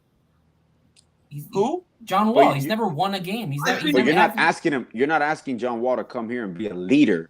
Exactly. What are you asking of him? Because if you're asking a guy who sat out for 2, if you're asking a guy who sat out, I'm asking him to play basketball. He didn't sit out for 2 years. He sat out last year because they asked him to sit out. Yeah. He played, and then he was injured the other season. Get your facts straight before you. John Wall signed the max contract. Harrison, John Wall signed this max contract, and he tore his Achilles. Okay, he tore his Achilles. He came back from that. He gets traded. There's a youth movement in Houston. Okay, they asked him to sit out. John Wall, you can argue, is probably in the best shape right now that he has his whole career. He forgot to play basketball. People don't want him to play basketball. No, it's not that. Comes down to an asset, for example. You're paying him, first of all, you're paying him to sit out. Why? Because there's a youth development in Houston. So his minutes 62. Eat up. Huh? They're 20 and 62. Houston Rockets. Harrison. Come on, man. You know basketball, bro. When you have a youth. What was their record when John Wall played? What was their record when John Wall was scoring 21 for Houston? I don't know. I would say healthy John Wall is better than Kyle Lowry. Thank you. Thank you, Neil. Jesus, man. Virtual hug. Either of those players. I don't want Kyle Lowry or John Wall on the team. I don't want him. It was a scenario, man. It was a scenario. And I would take right now John Wall over Kyle Lowry. I would. Healthy. Why would we take? I would take. Yeah. Why would I get rid of my young bad contract to bring in the old bad contract that hasn't played? Because it's only 1 year. It's only 1 year. It's an expiring deal. I'm gonna say it's 2 years. You know why? Because if he had anything to bring to the table, if he had anything to bring to the table, Houston would have played him. You know why? No. Because OKC was yeah, Lord. OKC was also building around the youth Jesus 2 years Christ. ago, and Chris Paul came in there and he didn't want to play because he wanted to be traded, and they ended up making noise in the playoffs. No. Whoa. That's very OKC had a it's the same squad. thing. If they would have, No. if they wanted to show him, they would have shown him. Simple. Look Wow. at Chris Paul. You're comparing Perfect Chris example. Paul's And Chris situation Paul in is like OKC to 2 years old. Houston? Come on. Jesus. Oh, man. You think I Houston mean, just decided to let a $40 million, $20 million player sit on the Just sit bench? there. It's because he's Yes. It's because They asked him to do. Absolutely. It's because he Oh, my sucks. Lord. If he was Are good, you they guys play him and serious, trade bro? him. If he was good, they play him and trade him. Yes, I do, Ralph. If Yes, this I guy do. plays, they're not gonna want us to pay half his value of what he's worth right now. So we're just gonna sit him out. Yeah, They're- agree. We'll sell him for 25% off because he hasn't played in so long. But they know that if they play him, it's gonna nosedive down an abyss into Valhalla. All Bob, right. just move on. Just move on, Bob. Just move on. Just move on. All right. I hope John Wall isn't Let's watching catch up on the draft. God almighty. Jesus. All right, Johnny Davis God. goes to the Washington Wizards. Ooh, that's good. Usman Dang went to the Knicks, but he got traded to the Thunder. Jalen Williams got selected by the Thunder, unless that was traded to the Knicks. And right now the Hornets are on the clock at 13. Jalen Williams, so- a center from Duke? No, forward? Jalen Williams is a shooting guard. Oh, who am I? Who's the one from Duke? I love the. He's like a power forward. Oh man. And there's a picture of the Heat in the war room right now, and they look like they are determined to make their pick, unless they trade that pick. But right now, it doesn't look like they're doing that. All right, let's go ahead and move on. Let's make this interesting. And everyone who's tuning in, thank you. First off, if you haven't yet, hit the like and subscribe button. This is what we do here. We love to have fun. We love to go off at each other. That's the Heat. I know Evan was bringing that up. Yeah, I am already ready for Saturday. These guys are driving me nuts. This is fun. But hit that like and subscribe button. You're watching the Goon Squad, Miami Heat podcast on the Fins Talk Network. And let's have some fun before we move on to the next player that we want to discuss. And I believe it was Hoops Hype that posted this graphic first. And I thought it was a lot of fun and very interesting. And I'd love to get everybody's 2 cents on this. So let me throw this up. So I'm sure if you guys are aware of these, $15, create your team with $15, and they have tiers of players. I'm going to throw this up here. And then we'll start with Harrison first, then Juan, Alex, Neil, and maybe myself, depending if I haven't lost my mind yet. So let's go with Harrison first. Harrison, here we go. Here is the team of the century, $15. $5, you got Steph Curry, Kobe, LeBron, Tim Duncan, and Shaq. For $4, Chris Paul, Dwayne Wade, KD, Dirk Nowitzki, Dwight Howard. I don't know why the hell Dwight Howard's $4, but maybe that's prime. Steve Nash, $3. James Harden, Kawhi, Kevin Garnett, and Mark Gasol at $3. $2, Russell Westbrook, Ray Allen, Giannis, Anthony Davis, Yao Ming. And for $1, you get Jason Kidd, Allen Iverson, Paul Pierce, Paul Gasol, and Al Horford. So Harrison, you have $15 to make your team of the century. Who you going with here? You're on mute.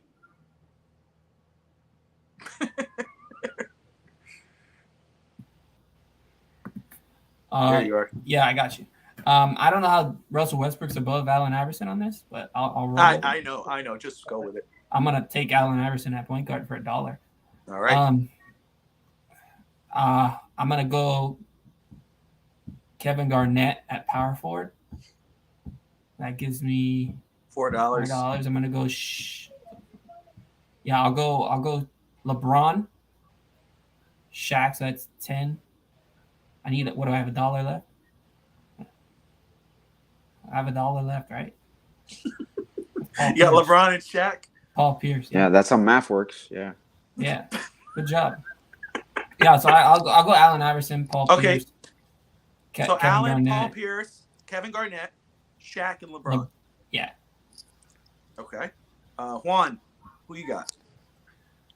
All right, so let me make sure my math is right first. Okay, So I'm taking LeBron for $5, and I'm taking Giannis for 2. I'm also gonna take Allen Iverson for $1 because that's a steal. Yeah. Then I'm taking Steph as my main shooter for 5, and my other shooter is gonna be Ray Allen for $2. All Yeah, right. it's a good team, yeah. All right, Alex. Well, I'm gonna go with LeBron for 5. I'm gonna go Wade for 4. Of course you are. Giannis, Garnett. Oh, I missed Garnett. Garnett, Giannis, and Iverson. You're already scoring on me. All right, Neil. What do you got, my man? All right, man. So I'm obviously taking Allen Iverson. That's just the best value. I Yeah. mean, you can't beat that. It's crazy that it's $1. I'm gonna take Allen Iverson there for $1. I'm gonna take Tim Duncan at number 5. He's gonna play center like he did with the Spurs. Well, I know he played power forward, but he's gonna be a good center there, especially in today's NBA. No, it's a good pick. I'm going to go ahead and I'm going to take Kawhi Leonard for 3. So I'm at 1, 4, 5. I'm at 9 now. I've got $6 to play with. I'm going to go ahead and grab Kevin Durant with 4.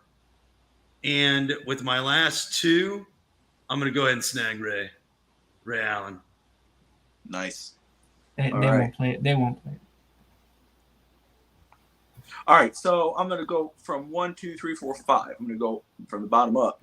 Allen Iverson for $1. Giannis for $2 at my power forward. My small forward is gonna be Kawhi Leonard.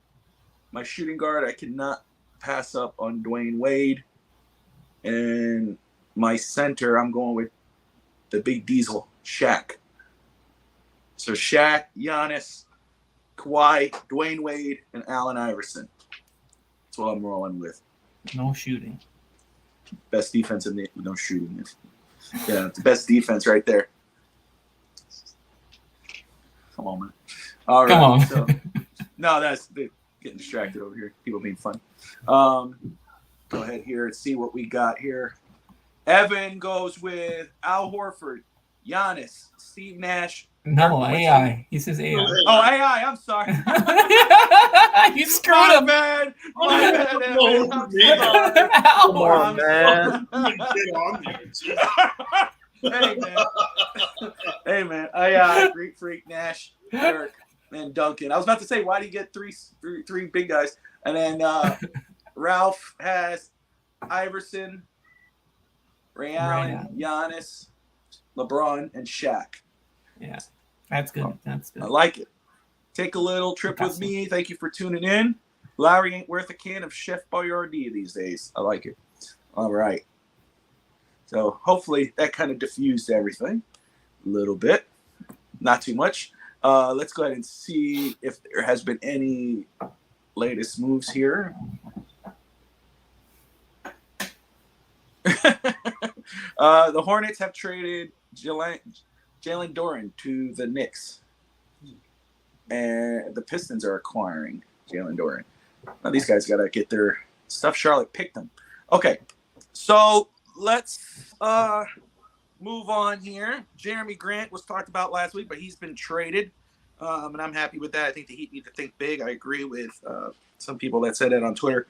And then Bleacher Report, they predicted that Zach LaVine, who's played for Chicago last year, the Chicago Bulls, could be heading to South Beach. They say if LaVine looks for an exit, he should be open to signing trades.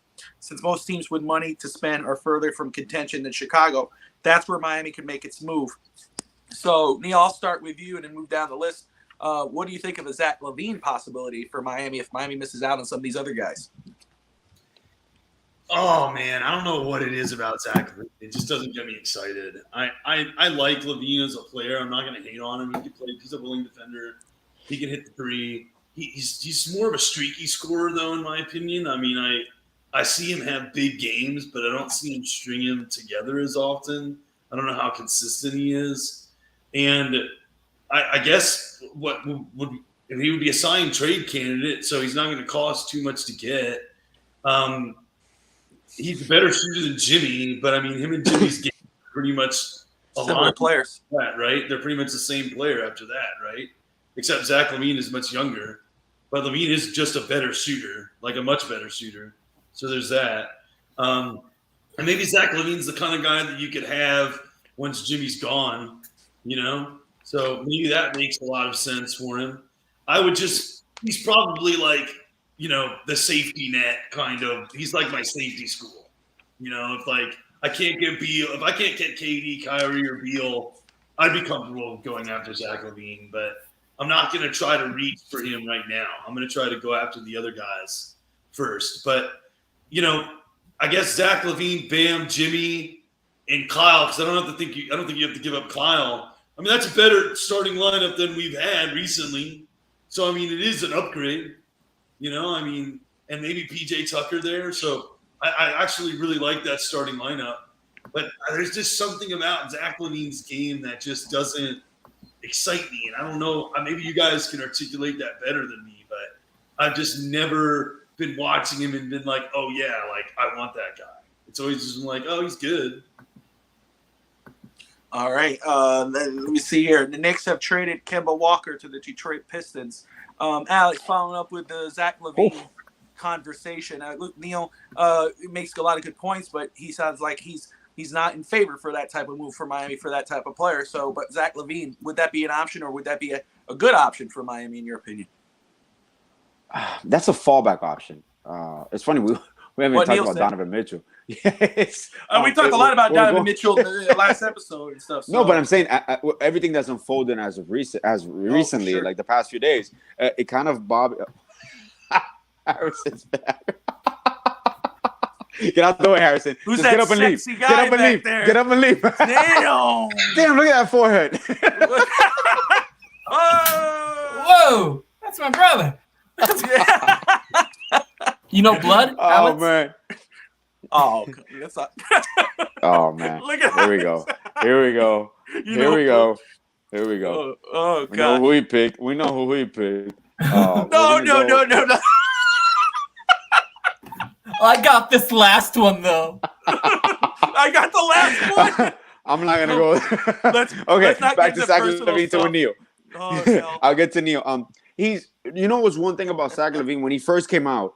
I was always wondering if his game would evolve. He kind of reminded me of Josh Richardson, very athletic, a dunker, and then Josh Richardson developed into a great three-point shooter, but more a complementary player. Zach LaVine does have something offensively. He's gifted. He's an improved shooter, a hell of a three-point shooter. He gets you like 5-6 assists, 5, 6, 7 rebounds. So he's a complete player. He's not great defensively as Jimmy. I don't see him being a top, maybe like a 1 or 2 in a championship team. But he does give you the scoring. He's like a microwave. He gives you like instant scoring. So he could complement you, but I said like a fallback option. And also comes down to your cost. It's going to cost you less. Which the Chicago built with Vucevic, Ball, LaVine, they had a solid squad, but you can tell they were maybe like a piece or 2 pieces away. So I don't know if they go ahead and reset if Zach LaVine doesn't want to be there long term. So that's one thing that I don't know, man. He does fit, but do I really want to invest my future in Zach LaVine? Because one thing for me that concerns me with LaVine and any athletic player like that is his knee issues. He's had a few knee injuries. And he had knee issues, I believe. I don't know if they were severe or there was just soreness, but he had knee issues as the season progressed last year. And to me, out of all the athletic players, which is when me and Bob had talked to us about John Morant, the only one that has kind of gone injury-free has been Russell Westbrook. And out of all these players, when they have these springs, that they scare me at times because if you don't develop your shooting game, kind of like Wade did here, he started developing his mid-range game after. When you have severe injuries, knee injuries, and you rely on athleticism, your game takes a step back. You have to get smarter. So I've seen LaVine take those steps, and he could be a 2 or 3 scorer. So he fit-wise, he will fit perfectly fine with the Heat. But he's not my top 3 to go for. So we got to go down that scale. All right, Harrison, your response? Yeah, obviously he's not the main guy you're getting. He's definitely a fallback plan, but he's a good fallback plan. He's an all-star. He's a guy who can put the ball in the rim, and that's something we were missing last season. outside of Jimmy, who else on our team can we just go get us a bucket? Tyler. Tyler Hero's not getting us an anytime bucket we want. He doesn't have the game that he has. It's a whole different type of player. Alex. Are we going here again, guys? Do these people watch basketball? What was his average as a starter compared to a sixth man of the year? Oh, here we go. The starter against Jesus Christ, bro. Oh my God. Don't match up as a starter, Alex. Leave. Get out. You're a Tyler Hero fan. He's gonna be traded, and it's gonna be for Zach LaVine because you're talking so much. Zach LaVine would be a good 1-2 punch with Jimmy Butler. I do think Tyler Hero is definitely going to get traded. I don't see him on the team next year either. Bye, Heroes. Who? Heroes? Yeah, he has the little cereal box on the Cheerios. Oh, yeah, I got you. And Neil's having another baby, so the girl took him back. Woohoo! Yo, you know what? Money in the bank. Money in the bank. He cheated on her. He's gonna want that money, and Miami better not pay him. I was shocked that she stuck with him. I'm not gonna lie. You know, that's one thing, Harrison. When you say that, the funny part when you say about the Heroes extension eligible. Yeah, he's extension. If he doesn't get traded, big money. Yeah. Yeah, but if you know what, I see kind of a deal for him, kind of like what Jaylen Brown signed with Boston. If he does stay, like the 4-year, 90, 100 million. He's not gonna get a 5-year, 183 max extension like that, like a Bam. What was Jaylen Brown? Did he make All-Star? All-Star that year. He got that deal. Yeah, Jaylen got 4 110, 4, and I think 110 or 112. I'm not sure, but it wasn't a max. He's definitely a better player. Extension. He's definitely a better player than Tyler Hero. Oh, for sure. Jaylen Brown plays defense. Yeah, two-way player. Okay, guys. Are you saying Jaylen Brown is not substantially better player than Tyler Hero? At 22. At 21, he wasn't. I don't know about that. I think Jaylen Brown was awesome at 21 too. Yeah, it was pretty good. What? All right. Hey, you guys are It's Juan's turn. It's Juan's turn. I'm not saying. Technical foul. So yeah, follow up on that. I know they're different players, but if Tyler Hero were the dollar cheeseburger from McDonald's, I guess $1.50 or $2 now with inflation. Yeah. Zach LaVine is the big Texas burger with the fries and the drink and the pitcher at Flanagan's. If you don't mind me, I'm gonna go ahead and read you the stats. I know. Thank you, Evan. We're looking at. I know you guys were talking about it as some athletic freak, a dunker.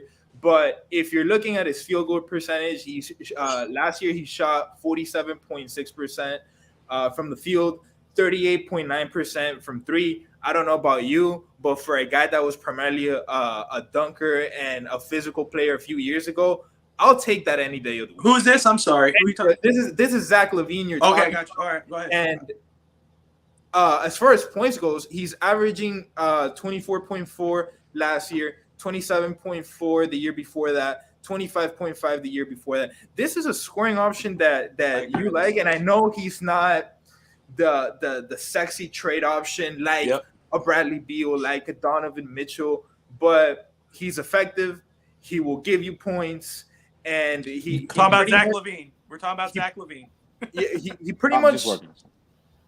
He pretty much checks every box that you would want. Obviously, he doesn't fill it as much as these other players we've talked about, but I think he's a very, very reliable option. And then, AJ, when you start comparing him to Tyler Hero, man, I mean, it's not even close. It's like I'm telling you, Tyler Hero's the little cheeseburger at McDonald's. Cost $1, guys. Yeah. Okay, you're still talking about Tyler Hero at 22.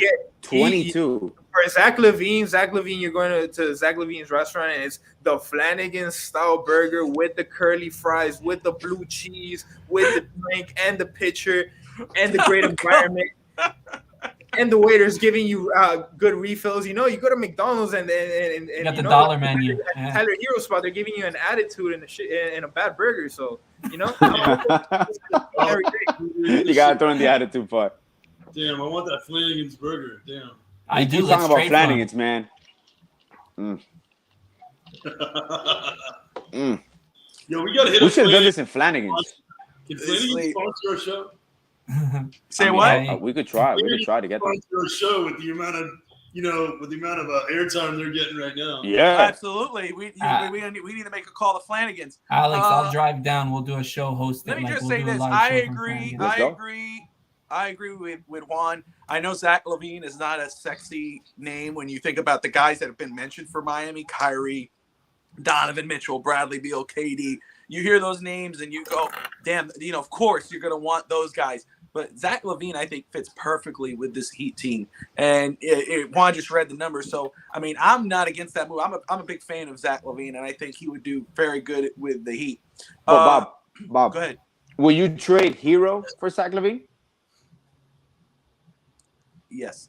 Yeah, straight up. Everybody agrees. No, and I wouldn't. And I'll tell you why. I'll tell you why. Because you need someone to be, and I think Zach LaVine could be that. Who was the second option in that playoff series when the series was on the line with Boston? Who can you really truly depend on to be the second guy to get you the points that Jimmy was doing? Because Jimmy was doing a lot of work. You can't say Bam because Bam is so inconsistent. 30 points one game. Next year will be Bam. I don't know. It's next year for a lot of guys, but I'm not worried about the possibility of tomorrow. I'm worried about how we could get this team better today. And I'm saying, yeah, if you're telling me, Bobby, Tyler Hero or Zach LaVine, I'm gonna go Zach LaVine. Come on, man. Yeah, it can't be in the. Get out of here, dude. And I apologize, guys. This is. Hey, no, Nick. What's up, Tristan? We're going somewhere now. Please. You just gotta say hi. What's up, bro? Say hi to Teal Harrison. I just like that he shows up without a shirt. You see, this is a real podcaster. No shirt. Don't care in the world. There we go. Woo! But anyway, no, but that's the. Hi, Dad. Wave at me. Okay. Harrison, that's Emma asking for a wave. She's on Mom's thing. I know who that is. Tyler Hero's trash. Come on, Harrison. Anyway, but no, and it's not that Tyler Hero's trash. It's just you need to secure that second option, and that's why I think it's so important for Miami to make a move, to make a big move, to try to secure a player to come in to be that 1B, 2 option for Miami because they don't have that on the roster. Bam hasn't grown to that yet. Could he do that? The only issue he has the talent to grow into that. But will he ever do it? Does he have the mentality? We're going to discuss that right now. But he hasn't shown that. So I'm not worried about saying, man, wait for next year. We can't wait for next year because then next year maybe he doesn't do it. And then Miami's back to getting eliminated from a second-tier team that they should never have been eliminated by because the Celtics did nothing. I think the Heat would have had a better chance against the Golden State Warriors. But let's talk about Bam. You want to say something? No. Good. I thought I was muted. Oh, no.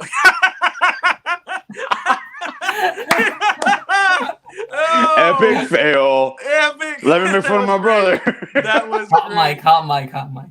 Yeah, that's so funny. All right, no, let's talk about Bam, though. Let's talk about Bam. Okay. It was Miami Herald's Anthony Chang was that Adebayo's Heat teammates and coaches believe it's only a matter of time before he incorporates the three-pointer into his offensive game and take that next step. Neil, I'm going to start with you, and then Alex, Harrison, Juan. Neil, do you think that's possible? What do you think about that? Do you think he will make that next step? Do you think he's going to incorporate the three? Bam still needs to incorporate the mid-range jump shot. How are we going to? Evan, great point. I completely agree. I 100%. The elbow jumper. He can't even shoot. He can't even hit the 5-footer consistently. Yeah. He keeps doing this weird fadeaway from 6 feet. Literally never goes in, and it's always short iron, which is weird. It's like, how are you hitting front iron on that shot? Look, with your size and the amount of lift that you're getting, hit the back iron at least when you're gonna miss. But it's always front iron bounces. Short rebounds. I mean, how are we supposed to expect him to hit threes? There's no way Bam is going to develop a three. Listen, there is no way Bam develops a three. No way. If Bam develops, look, I don't care. Record it. Record this moment. And listen, please do, Bob. Please. Take a bet, Alex. My shot. You can play this back for me, and you can call me an idiot. There is no way Bam shoots the three. Indiana. Point shots. It won't happen. It will not happen. That will not be. Listen, you don't want to know why? Because Bam's going to set a screen, okay, at the top, and then he's just going to roll, like he always does, or he's going to get the ball and he's just going to pass it because he doesn't want that smoke. Bam does not want to shoot that shot. Right. He's not going to do it. He's not going to shoot that shot. I think what's happening right now is they're putting all this out there. I don't think we're going to trade Bam, but shoot, if I were trying to raise Bam's trade value, I'd put out there that he's working on his three. I'd put out whatever I could if I wanted to do that. Not saying that's going to happen. I highly doubt it. Don't get me wrong. Highly doubt Bam's going anywhere. But just there is 0% chance Bam becomes a reliable three-point shooting big. Hold on, Alex. Hold on, because I know where you're going to go, but I want to get their opinions. That way you could have everyone's, and then you could do your counter, because I know where you're going. Harrison, what's your thoughts on this? On Bam being able to shoot the three? Yeah, and taking that next step. Yeah, I don't think he takes the next step in regards to shooting the three. I think he can probably learn to stretch the floor, but again, he needs to be able to hit the mid-range shot. I don't think he's our next scoring option at all. I agree with that. I think he's probably the most important player on our team if you want to look at him as that, but it's not as a scoring option. Yeah, I agree with that. Right, it's as a defensive catalyst and a guy like Draymond Green, I think, more so. Take it easy. Let him finish. Like Draymond Green is probably a better comparison player than if you want to tell him the straight. Like Dwight Howard a couple years came out ago and said, "I'm going to start working on my 3-point shot." Oh my God. So it's like you say you're going to work on a 3-point shot. Ben Simmons hits 3-point shots in his offseason all the time. He's not hitting the shots, so. Juan, you have any thoughts? That's my boy Clum right there. Shout out to Clum. Clum is not lying. My boy Clum out there. He's a diehard Tua fan, Jeremy Clum. Yeah. Alex. If you like Tua coverage and you like the one of the best follows on Twitter. One of the Twitters that spreads the love to the starting quarterback. Go ahead and give my guy Jeremy Clump a follow. Boom. Very optimistic mind in the Dolphins Twitter world. Definitely. There's your Jeremy Clump plug right there. I'm sure he did not expect that, but hey, man, we're a fair game here. Fins Talk Network. Haven't yet hit that like and subscribe button. Juan, we're talking about Bam taking that next step, taking a 3-point shot. You think he could do it? No.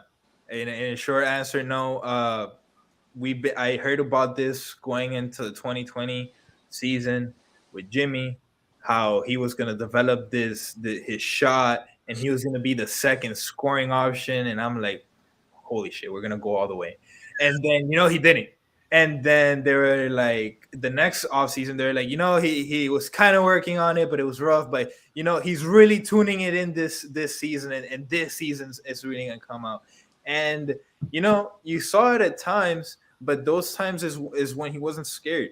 And, for a big dude, he's a really big dude. When he wants to be dominant, he's dominant and nobody can get in front of him.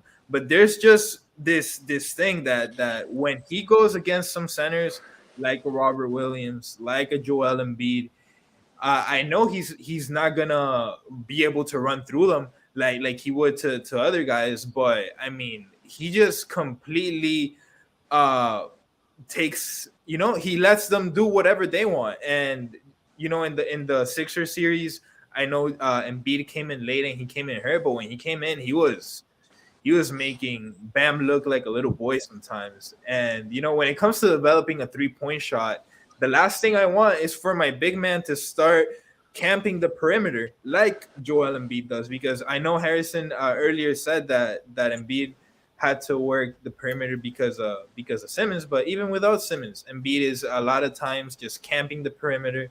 And I'm old school. If you're for the big guys, get your ass down in the post and put in some work there. And that's the way it's got to be. And that's the at least for Miami Heat basketball. I know in other teams it doesn't run that way. And I'm not gonna go as far and say that Bam is going to be the next Draymond, but he's not going to be the next Kevin Garnett. I'll tell you that much. I know he had that one game that he went crazy, but the mentality has to be consistent, and it's just not consistent. It has to reach a breaking point for him to like kind of want to step up before that. And he's just not going to take that step consistently. He might have a flash here or there, but you're not going to see it long term.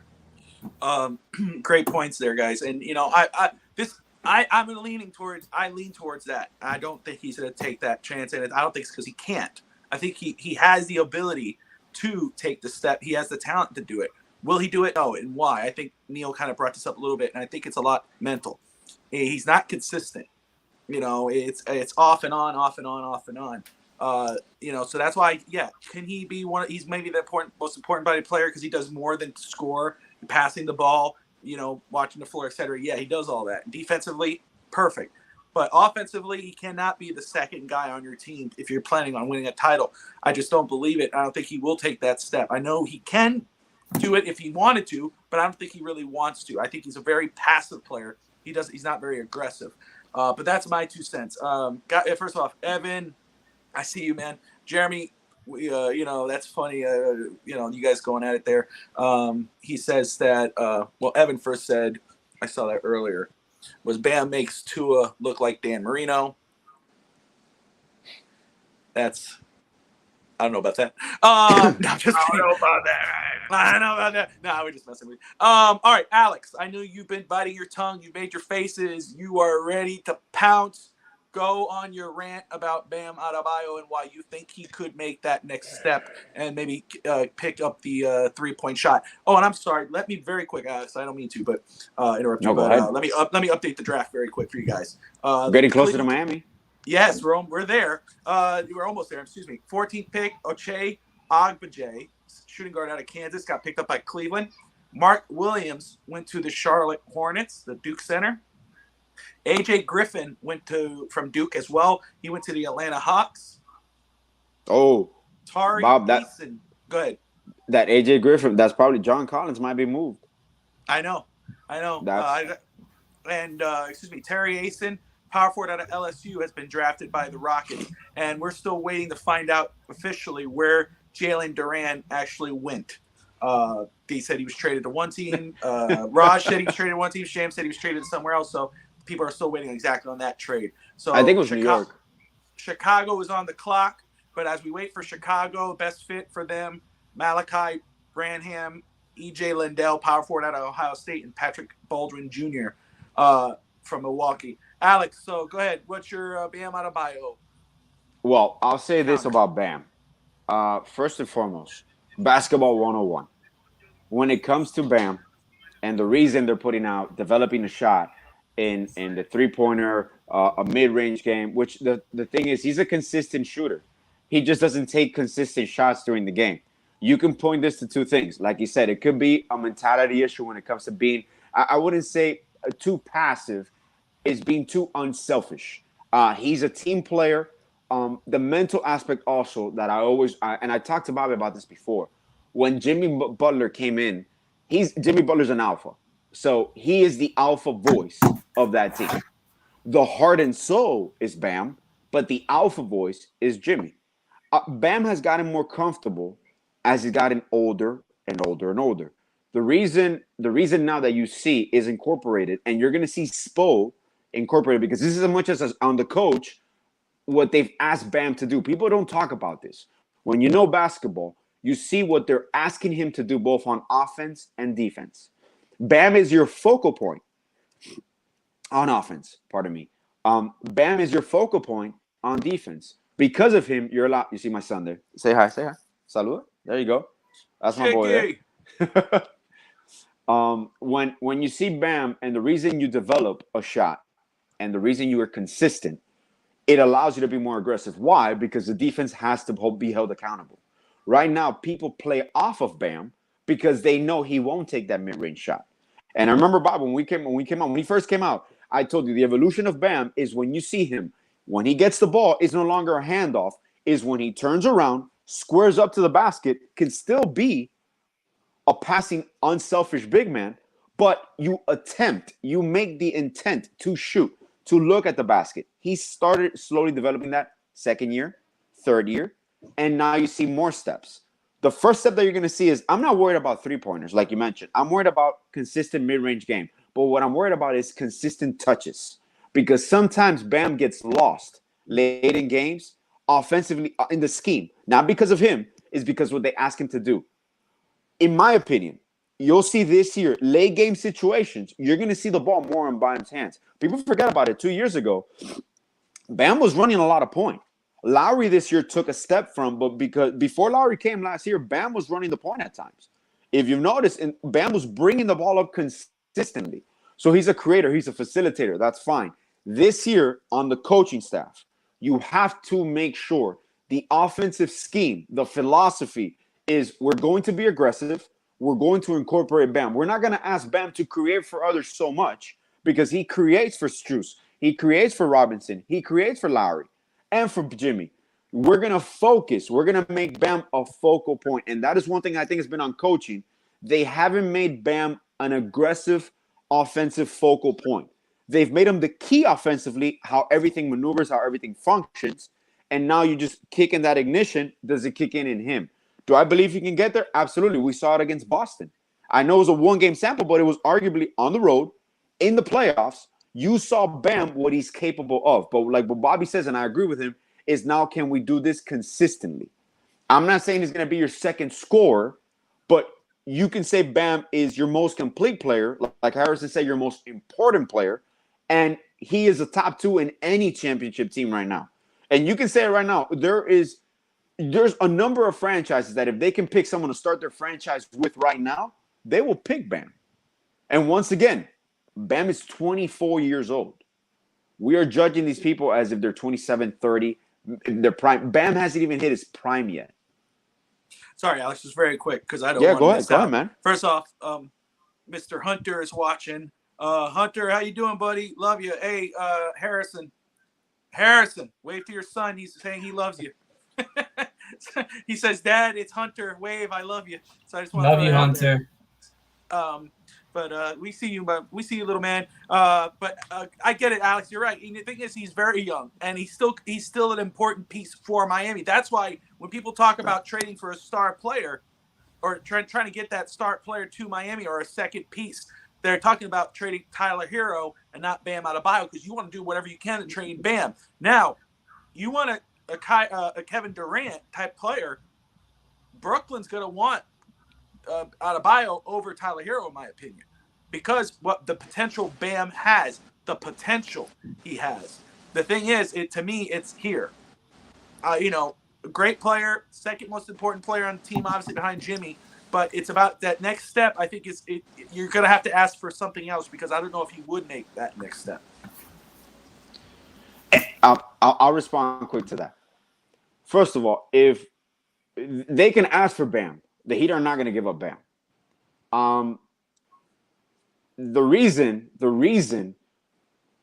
if Kevin Durant is acquired, right, and you place him next to Bam, you don't need that scoring option. So then it could hinder that shooting development. But people are taking this three-point thing a little too far when it comes to we know what he's capable of doing because he constantly hit these. Remember, there's in-game situations, and if you see the way people speak about Bam in regards to other players, even Kevin Durant, how they talk about Bam, the way he preps, the way he improves on a day-to-day basis, there hasn't been one season that I haven't seen an improvement from Bam in one area. This could be the final one, and I know Juan, you said it, and trust me, I felt the same way, man. When they tell me when they tell me Bam is going to improve and he's going to have a consistent jumper, and you saw it for a few games. Offensively, when we acquired Lowry, in my opinion, it took a step back, and Lowry made an effort to get Bam closer to the basket. That's one thing that people don't see. Lowry made an effort to put Bam in places, in situations where it was easier for him to score when needed. Bam didn't need to be a scorer on the out anymore. But the moment he starts, and I do believe it will be this season, the moment he starts taking at least 3 to 4 mid-range jumpers and consistently hitting them, the defense has to come. That opens up lanes for Jimmy, for himself. Bam could take every center off the dribble in the NBA. So now what do? Bam develops that jump shot. he brings it out. Now, I'm not saying Bam's going to be shooting 10 threes a game, but he brings your defense out, and it grants you the lanes to go through. All right, I know. I think Harrison wants to respond. I know you just asked Go. something, but let me just update everybody right now, and then I'll update the other pick as well. Memphis has acquired the 19th pick from Minnesota, and they are going to select Wake Forest Jake LaRivia with that pick. So somebody who Miami had worked out and had interest in, but he's going to Memphis. And then the Chicago Bulls selected small forward out of Arizona, Dalen Terry. 6'7", 195 pounds. So the Spurs now are on the clock, and the Memphis Grizzlies get a little bit stronger here with the pick of LaRivia. That poverty franchise in San Antonio. Let's see here, and then the Timberwolves have acquired the 22nd and the 29th pick in the draft. So Harrison and then Juan. I know Alex mentioned you, but Harrison, do you have a response to what Alex was saying? In regards to Bam, Yes, sir. nah, nothing. He hit the nail on the head. If we bring in a guy like Kevin Durant, I think Bam's pretty untouchable. Like, I don't think you move Bam even for Kevin Durant. Right? Like, I don't think that's gonna, like, Kevin Durant doesn't equal a championship, right? So like, if you bring Kevin Durant, pair him with Jimmy, that necessarily doesn't make you a championship team. You saw him on a team with really good players, and they didn't win all the time. He had a team in OKC with 3 MVPs, didn't win. He had a team in Brooklyn who was the 8th seed in a playoff team, a play-in scenario, and they were still favored to win the title, and they didn't win the title.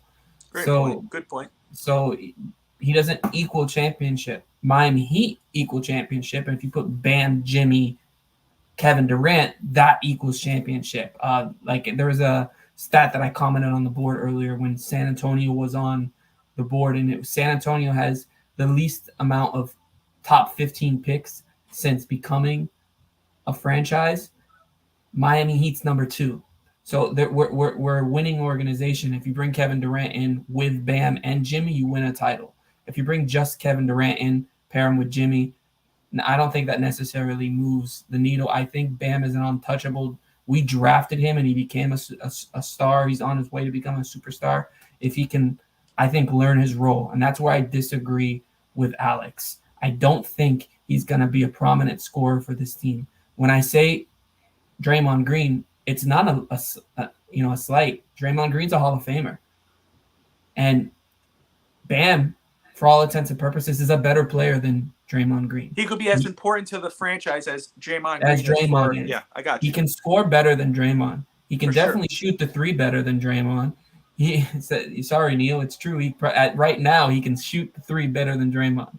Well, I mean, that's not saying much. It's not saying much, but if he learns the role, he can pass, he can run, he can still do what he does. I think he should be the 4, regardless of whatever happens moving forward. If you want to move Alex's guy he likes to the 5, just to put Bam at the 4, do it, because I think it's important that he plays that position for his growth and become a player. He could be better than Draymond in the long run.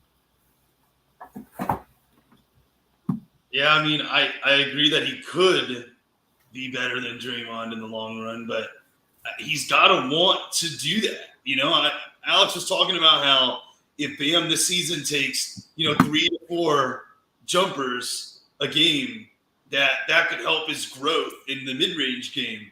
And I agree with that, but that'll be about half his shots in a game. Because I know Pat Riley wants to get Bam 15, but I just don't see Bam motivated to get 15 shots off a game. It's not going to happen. So Bam shooting 3 to 4 to develop a mid-range jumper, where is his growth going to be with the 3-point jumper if he's only getting off 8-9 shots a game, which is what his average, I think, is, but 8 to 9. He doesn't like to shoot much. So I do agree with the overall point I think a lot of us have made is he's never going to be your number 2 scorer. I just don't see it. I would love to be wrong. I would. I hope it happens. I hope Bam is aggressive, but it won't happen. I think, we're all kind of, on that page that Bam is very important to the team, that he's untouchable like a Jimmy. Yeah. But, it's just different about taking that step. Will he be that reliable shooter is where the difference is. And right now it's 4 against 1 on that sense. Evan writes, Miami is a Kawhi Leonard away from being basically being a championship contender or winning a championship. I think that's a good point. I don't think he's saying get us Kawhi. I just think he's saying that type of player. So, honestly, let's say to keeping Bam, keeping Jimmy, you got Gabe and Vincent and, these other pieces that have come here. But you got to give up a hero and a Duncan. But you can acquire a player the caliber of a Kawhi Leonard at the time for Toronto. I know Harrison could talk up to this point because this was something he brought up a while back. But is there a player out there, truthfully, because Harrison just said, Kevin Durant doesn't equal a championship, but Miami does. But is there a player that you go, man, for sure, if this guy came to Miami, that would be a championship caliber, a championship team? Juan, you stayed quiet for a little while. So, to be honest, I think Kawhi will be a really good pickup. That's a player that even with the injuries, you would take a risk on, unlike he who shall not be named. But yeah, I think Kawhi is an interesting idea for that type of player. That's why I know it's a big difference, but the Donovan Mitchell or Bradley Beal is going to give you with this score a bucket getter that can also play defense. But yeah, Kawhi is just really dominant player. He's the other guy that I say that when they're in their zone, it's one of the closest things that you can see to either Kobe Bryant or Michael Jordan, with a bit of hyperbole there, but I think that's the potential. But Kawhi is an interesting idea, but with that, I think we already have that type of prototype with the Bradley Beal talk or the Donovan Mitchell talk, to be honest. Let's see here. All right. Put this here. And, Alex, talking about a Kawhi type player, it's like when Harrison had that issue where he had that growth and had that third ball, and they had to surgically remove it. What? What? But no, Kawhi, I'm doing that for a reason. I bet. Double check now. Go double check. Alex, is there a player? I mean, is Kevin Durant that guy, or Donovan Mitchell or whoever could be that type of player that could that be like Kawhi Leonard for a Toronto? Oh, absolutely, man. You're talking about in our aspect right now. You bring in Kyrie, you bring in Kevin Durant, you bring in Donovan Mitchell. That's your Kawhi. And in the situation where we're not like Toronto, we have assurance that this player is going to be Kawhi for 2, 3, 4 years. Kawhi, when Toronto acquired him, they went on a limb, and Ujiri will do that. He will go if it's obviously. He also got rid of DeRozan's contract because he saw the fit with Larry and DeRozan. They maxed out. Toronto was a team that peaked at that point, and they weren't going to go further than that unless they came back. Hello? That's why I brought up the third. That's why I brought up yes. the third. But anybody that you acquire in that realm, okay, not just anybody, but anybody you acquire from the Mitchells, from the Durant, especially Durant, you're talking about this team. All this team is missing, even with the pieces you have to send back. What was the thing that we kept talking about? We need scoring. We need scoring. What does Kevin Durant do in his sleep? He scores, man. He's a perfect fit. That's why I guarantee you this. Pat Riley's not sleeping on this. People talk about, even with Jeremy Grant and all that. When I saw the cost of what it was to acquire them and we didn't move, I'm like, oh, there is something bigger here. Pat is just not going to acquire any player just to acquire him. There's a plan here. There's a contingency plan. We're going to go from plan A. We'll go down, keep going all the way down. But you have to. There was not going to be a move made. This is the tricky part, even with Kyrie. I don't make a move if I'm Miami unless I know if I have a chance to get Durant or not. So I don't pull the trigger on a Beal trade. I don't pull a trigger with Kyrie. Obviously, this is all in the intimacies. This is all behind closed doors. We know if Miami makes a move, you know that they already were told or they have no possibility of getting Durant.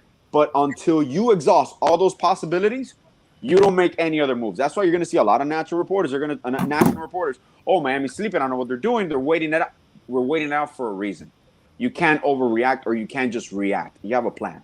You stick to the plan. You go from your point A, from your biggest whale. You can't get them. You go to the next one. But this is all in communications. AJ, can I jump in real quick? Absolutely, I man. love the Kevin Durant idea, but one thing that you guys are really sticking on is that, you're not getting Kevin Durant unless you're giving up Jimmy or Bam. I don't know who you're putting in that trade package. I don't think it's going to cost you that, man. True. I don't think it's going to cost you that. I don't think it costs you either. If it happens, I would love to be wrong about it. Yeah. Like Neil was saying. I get that point. Though. I get But what he's saying. I don't see it without them getting somebody who can also be a number one. No, their number one is Ben Simmons. I said. Yeah, they don't have that much leverage when it comes to that. But yeah, but Kevin Durant's going to cost you more than that, and he wouldn't be labeled and reported as the most expensive trade package of all time. If it might not be, but that means it's going to cost you an arm and a leg, and it's in regards to draft picks, though, right? Like Alex said earlier, there's not a player in the league that you can trade right now, maybe outside of LeBron, but there's not a player out right now in the league where you're going to trade to Brooklyn and it's going to be equal compensation for Kevin Durant. It's not going to happen. So you're going to trade the best role players are players that fit your core, guys that you have to continue to win, because they're not in rebuild mode. Like I said, they can kind of compete still with Ben Simmons, because the East isn't. They'll still make that 8th spot, in my opinion, if Ben Simmons can be what I think he can be. That's no lie spoken. He does look sexy as a double stuffed Oreo. 10 years tomorrow. What's up? Congratulations. Happy anniversary. Happy. But I don't think it's going to cost that much in regards to players to go get Kevin Durant, especially if he demands a trade, if he doesn't want to be there anymore. You're going to have to send a haul of draft picks probably. You're going to have to give up your 6th man of the year and hero. You're going to have to probably send Lowry over, whatever you're going to have to do to make the money work. But you're not going to have to send a Bam and a Jimmy Butler at all. They're not going to be asking for that. No team is going to give them that. Okay, I get those points, but let me ask Juan this, Juan, because I understand where Juan's coming from. I mean, that's Kevin Durant. You got to get a player close enough to that value. And Harrison, you made a counter good point in regards of there's no player in the NBA who, besides maybe LeBron, that is worth that. But Juan, I'm gonna ask you just to kind of, because you're saying they need to get one. Is there what team currently in the NBA with the players that they have, and you look at and you go, man, if Kevin Durant's available, this team is probably a threat to take it, if not Miami? The Lakers. If they wanted to team up, and obviously that's not going to happen. But if they wanted to send a horrible contract and a number one player of caliber, you can send an Anthony Davis or a Russell Westbrook. I'm pretty sure Andrew Wiggins, and obviously he's not going to go back to Golden State, but if you were to put that scenario, Andrew Wiggins and Poole also make a great package. But and look at the players. Look at the players you're giving up, and the only reason the Lakers or the Warriors. And the reason I'm bringing up those teams is that with the Lakers and the Warriors, those are very specific scenarios in which you're not giving up your number one or at times your number 2 player to acquire Kevin Durant. And with Miami, it comes back to us. So what player are you giving?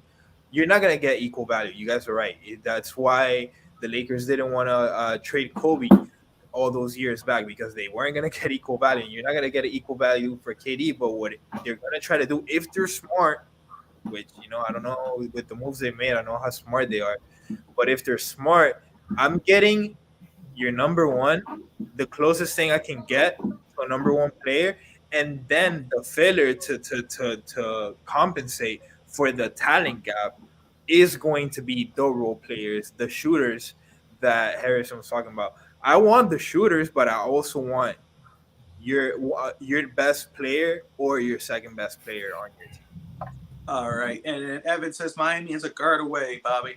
I get that. You missed. Miami needs a quiet superstar, Beal, Mitchell type. Jimmy and Embiid were fire and water. Durant and Jimmy. I think he did a throw up emoji. But in my opinion, though, in regards to a guard away, I'm just going to say is that I really think we're more of a stretch four. I think we need another big, maybe someone who could shoot.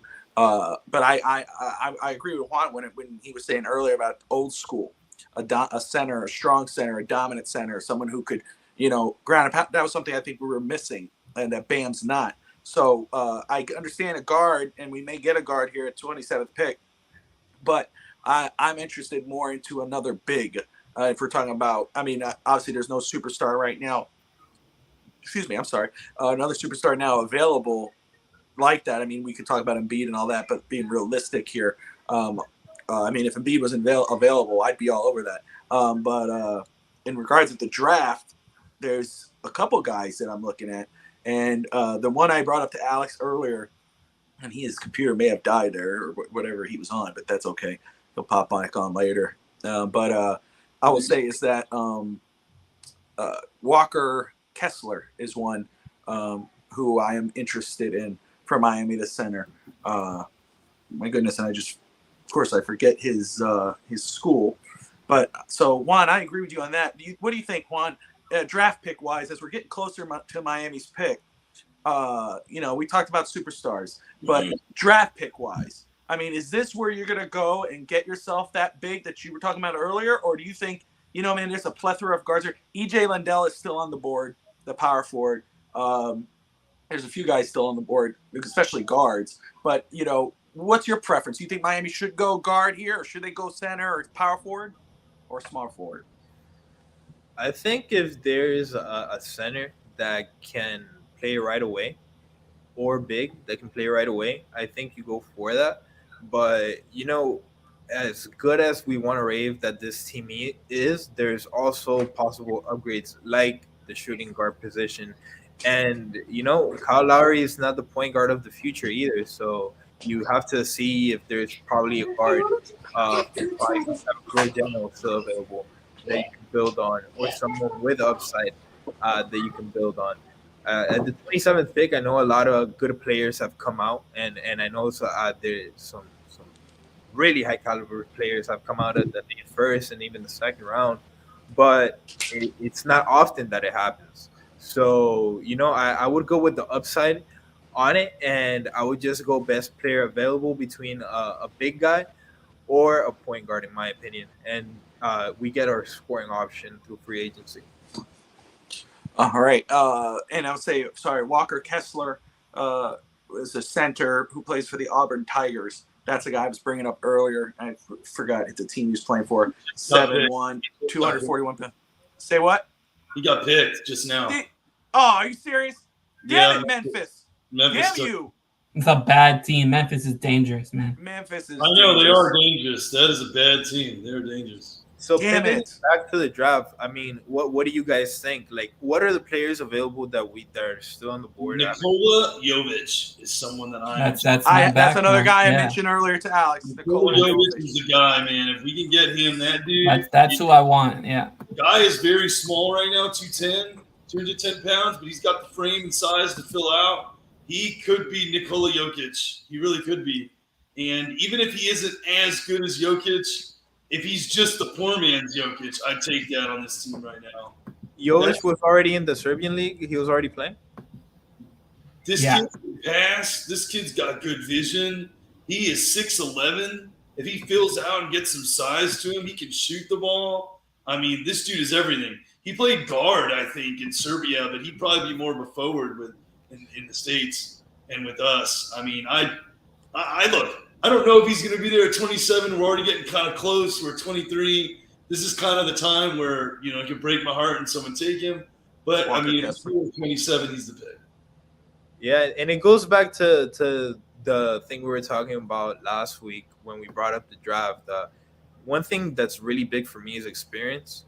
And I like the guys in college that have been there more than a year, or the European player that has already played in the league. And if you guys have seen how those European crowds get, I mean, it's wild. It's truly Yeah, wild. they love basketball. It's a completely different world, and those guys come in with thick skin, and they come in. They've played under pressure.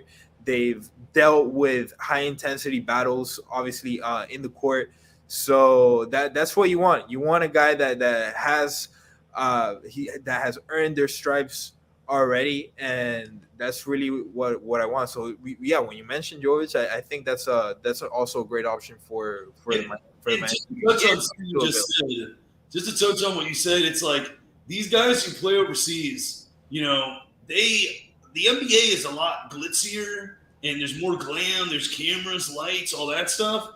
But the crowds are essentially the same in a way, and it's more basketball focused.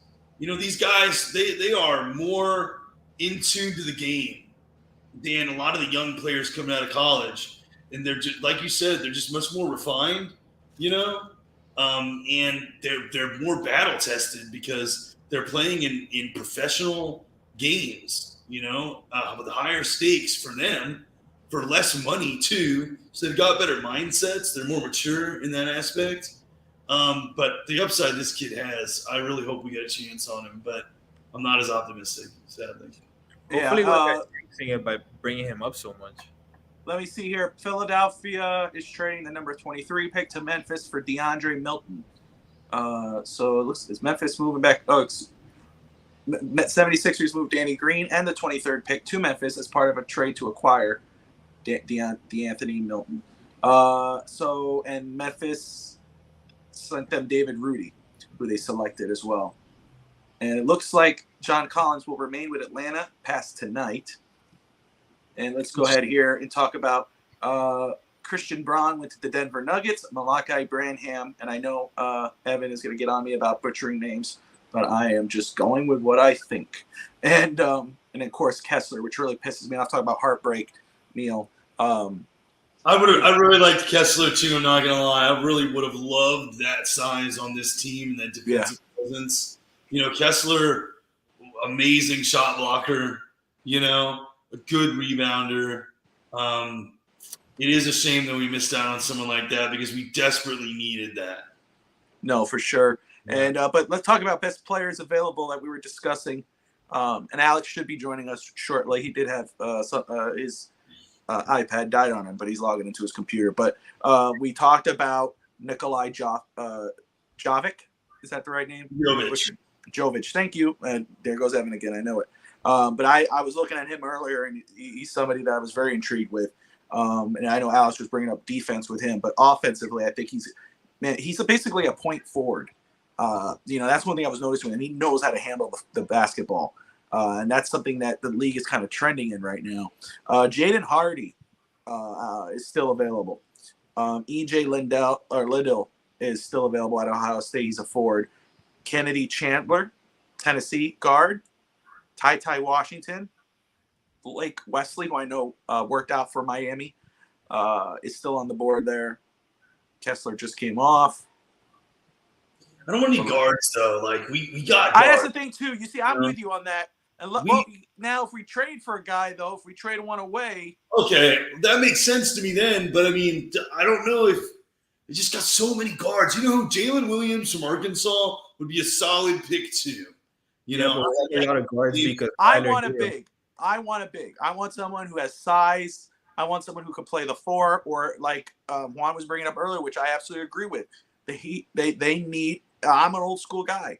I want someone who's physical in the center position. You know, if you want to move Bam to the four, get someone who's big, and not someone who's lanky. I mean, we're talking about, of course, the kid from Nikolai, but who's lanky and defense, whatever. But that guy has raw talent. He could turn into a very special player. He's got to put weight on, but he can. He has to put weight on, but he could be a very special player in this league. Absolutely.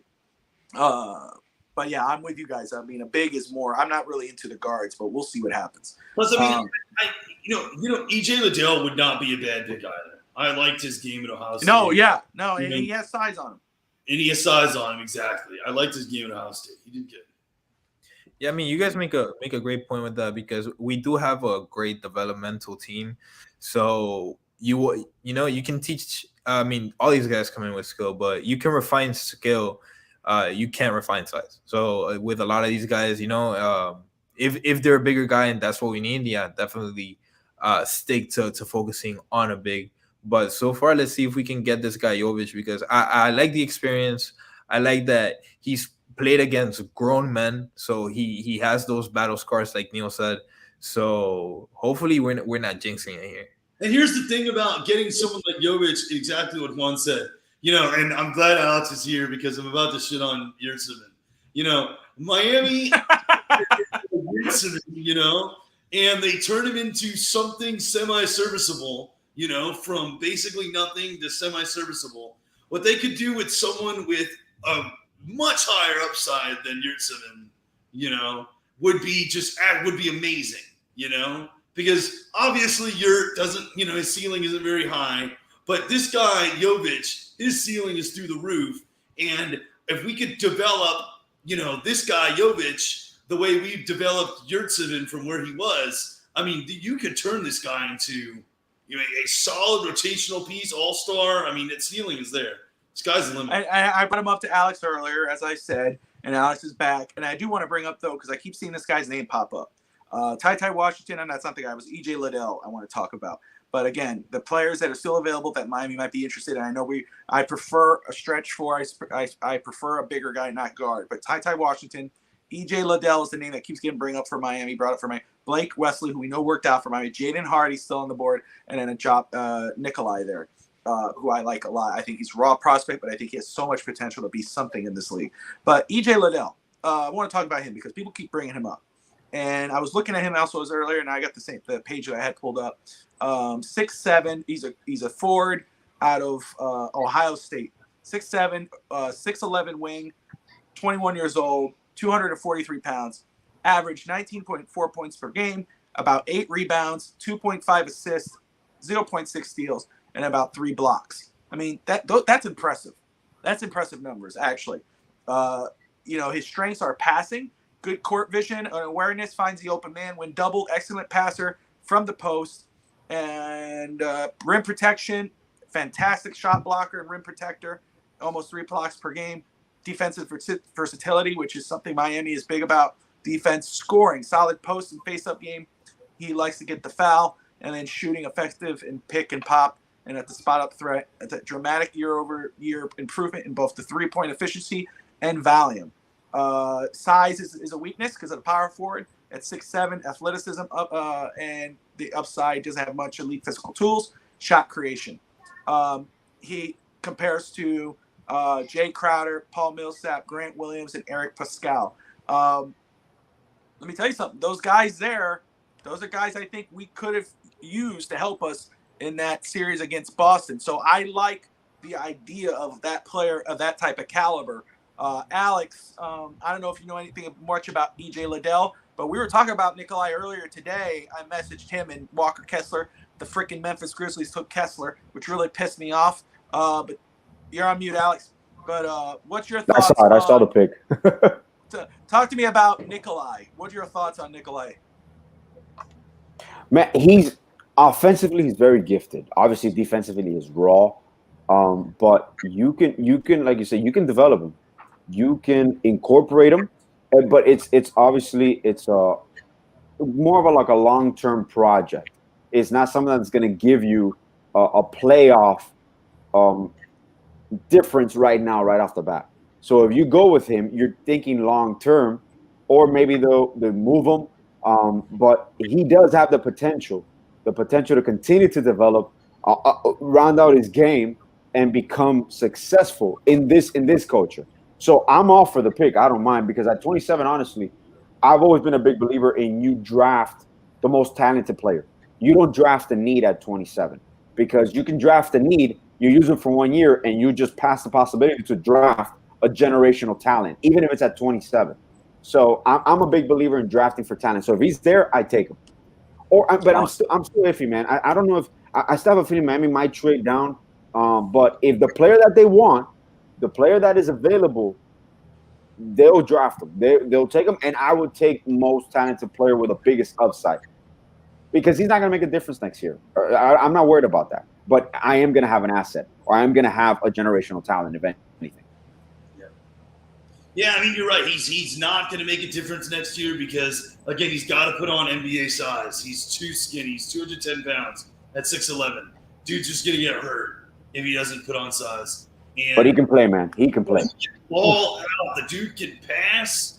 Because court vision. He's a point forward. He's a point forward. That dude is a point forward. He can stretch the floor just like we need, And his defense, you can at that size, you don't gotta teach much defense at that size. A massive wingspan, as long as he can move his feet, he'll be fine.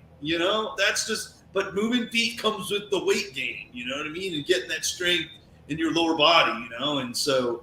I'm not too worried about that, but you're right. He's going to be a couple of years, and I think he could be a solid rotational piece. And after that, he could be an all-star. I think he has the potential. Alex, we were saying earlier, because there were some names there, but Neil I brought up because we were saying there's some guards still on the board: Kennedy Chandler, Ty Washington, Jaden Hardy, Blake Wrestley. But he was saying is that he doesn't want any guards, which I understand. Unless we make a trade and trade Duncan and Tyler. I agree. And I've been telling you this. I don't want another guard. I would prefer a big, like Juan was bringing up earlier, tradition, old school, big physical guy. I told you we were missing that in the playoffs. So Walker Kessler was the guy I was looking at for Miami. Jovic, Nikolai. But for you, when not specific player, but type of position, do you think guards should be in serious play for Miami, or do you think a stretch for a 6'7", 6'10" guy is more of a preference for you? For me, once again, if I'm picking top talent, but best player available. If I'm picking between those two, and the best player happens to be a stretch four, a wing, athletic, by all means, I just hit the lottery for me. Because Miami doesn't draft by position. This is what I love about them. Miami drafts by potential, athleticism, with how flexible the NBA is right now. What you need is adaptability. You need flexibility. You need to be able to play multiple positions. The NBA is no longer like, I am a center, I am a power forward. No, I'm a front court player. But you need to have versatility, and Miami is the king of versatility when it comes to that. But my preference, I do prefer a stretch. Longer, wide, athletic, wingspan, quick feet, defensively oriented, of course, but a natural scorer. So you're kind of describing like the perfect player in the NBA. But that's what I would love. Like I'm saying, I'm just going pure potential here. Best player on the board. Blake Wrestley has been selected by the San Antonio Spurs with their third pick in the first round at number 25. So we're on now to the number 26 pick, and then we got Miami's right after that. What's up, Neil? I just love the Spurs. Just the Spurs are the Spurs, man. They bad picks, dude. They don't know what they're doing anymore. It's great. It's a good time to be alive. Hey, but the Spurs, man, Murray's on the move. Which we didn't talk about this, guys, but Murray. I would love Murray. He's in the second tier right now, but Murray, if we can find a way, if all these big names, Kyrie, Durant, even a Mitchell, if we can find a way to somehow get our hands on Murray. And I know Pat and the front office, they're looking at that situation. And San Antonio, what they've done, didn't San Antonio draft another guard as well for a forward? They did. They took it. They did, right? They took a forward. Yes, they took a forward. Okay. Let me check right now. Blake Wrestley. And they got Lonnie Walker too. I think Lonnie's gone. Malachi. They drafted Malachi Branham out of Ohio State. Okay. I think they're about to trade him.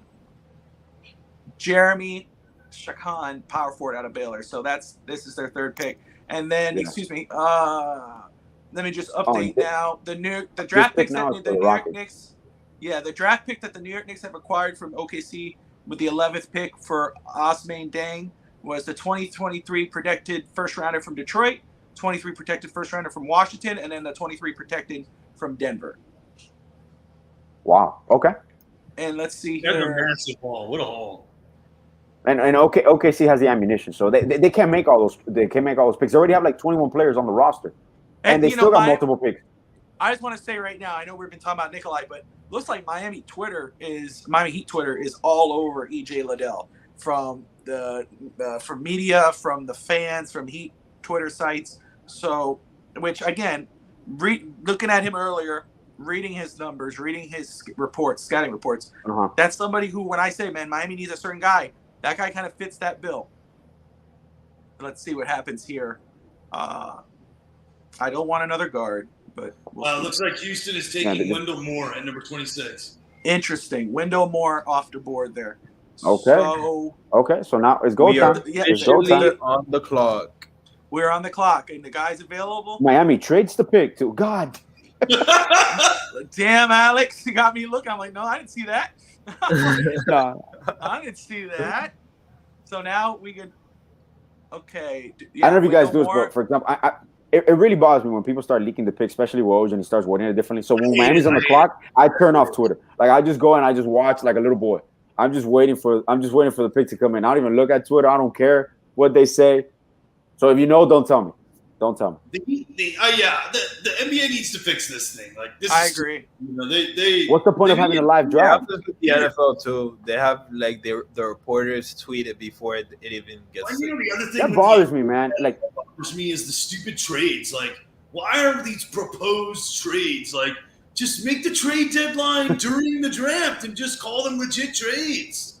Like, I hate this whole technicalities.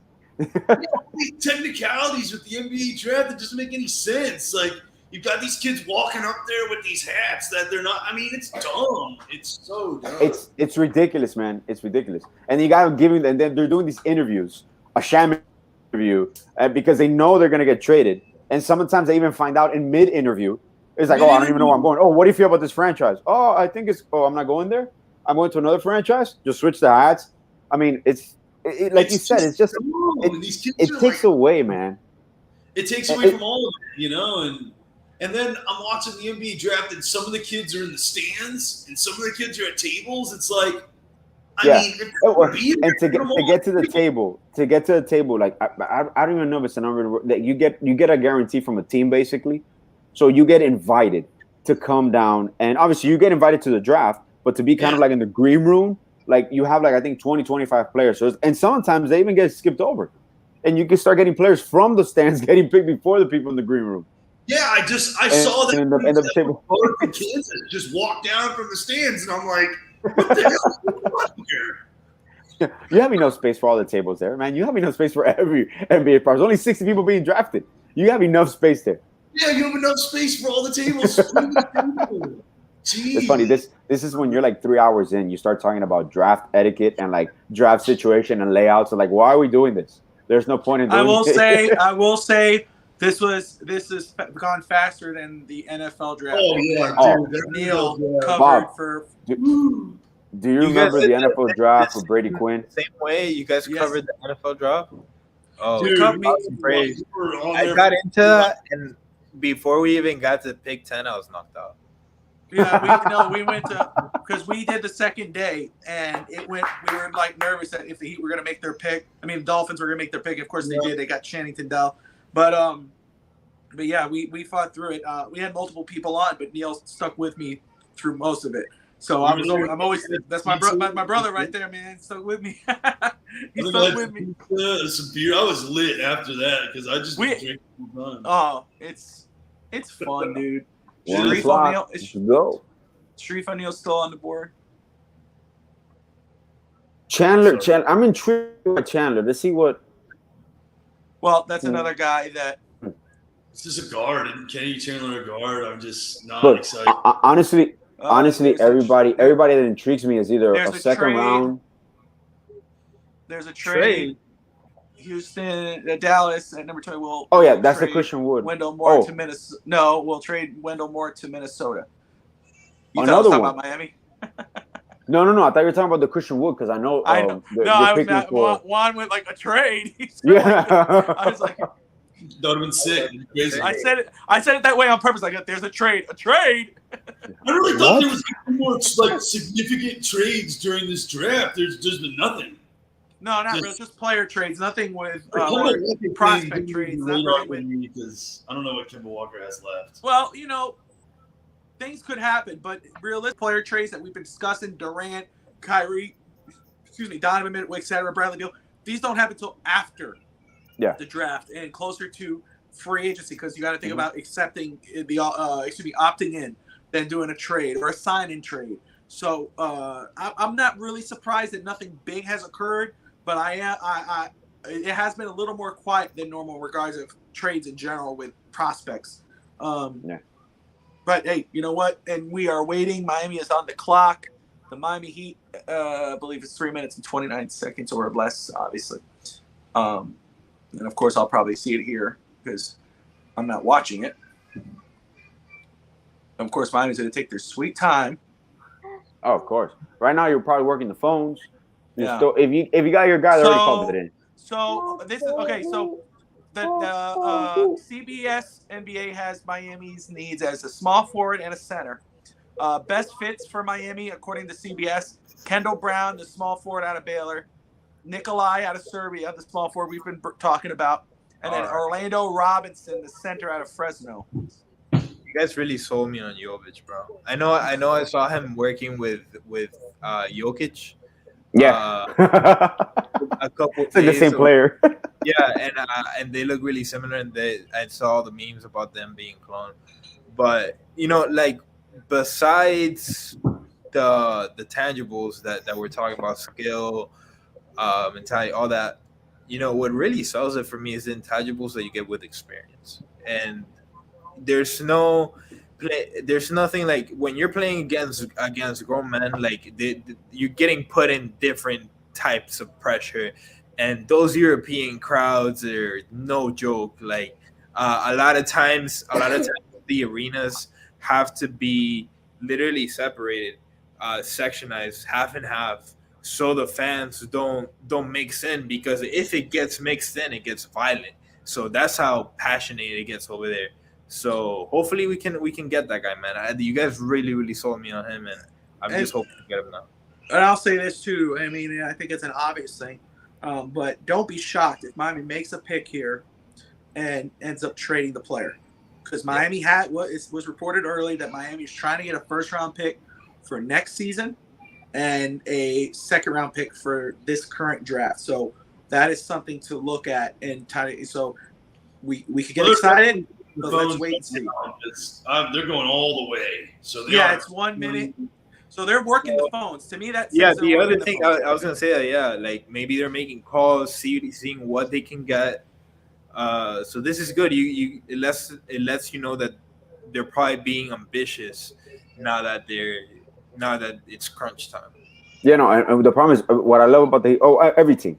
At this point, you already know who's on the board, who you're calling. You already talked to teams the whole night. Look, if this player falls, or obviously if a certain player falls, if not, there's a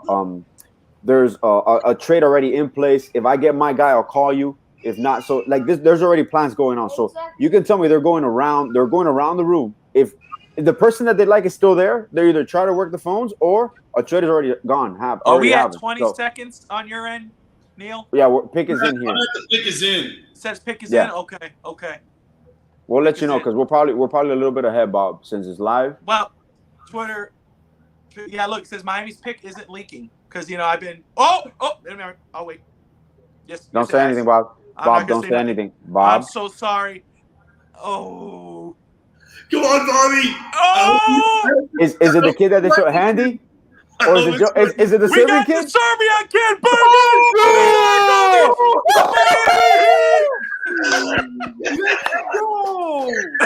I'm sorry, I had to say it. Let's go! Hey, you know who's that's gonna get us? Luka's coming too, baby. Later on. Woo!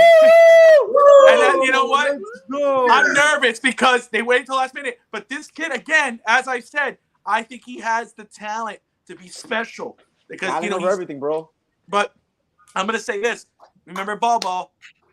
That's all I'm gonna say. That's my nervous thing here. Okay, but Bobby, don't you put that evil on me, Bobby. I know. Don't you put that evil on me, man. Miami Heat have selected. Oh man, Alex, didn't I bring you up? Didn't I bring him up earlier to you? Yeah. Oh man, dude. There you go.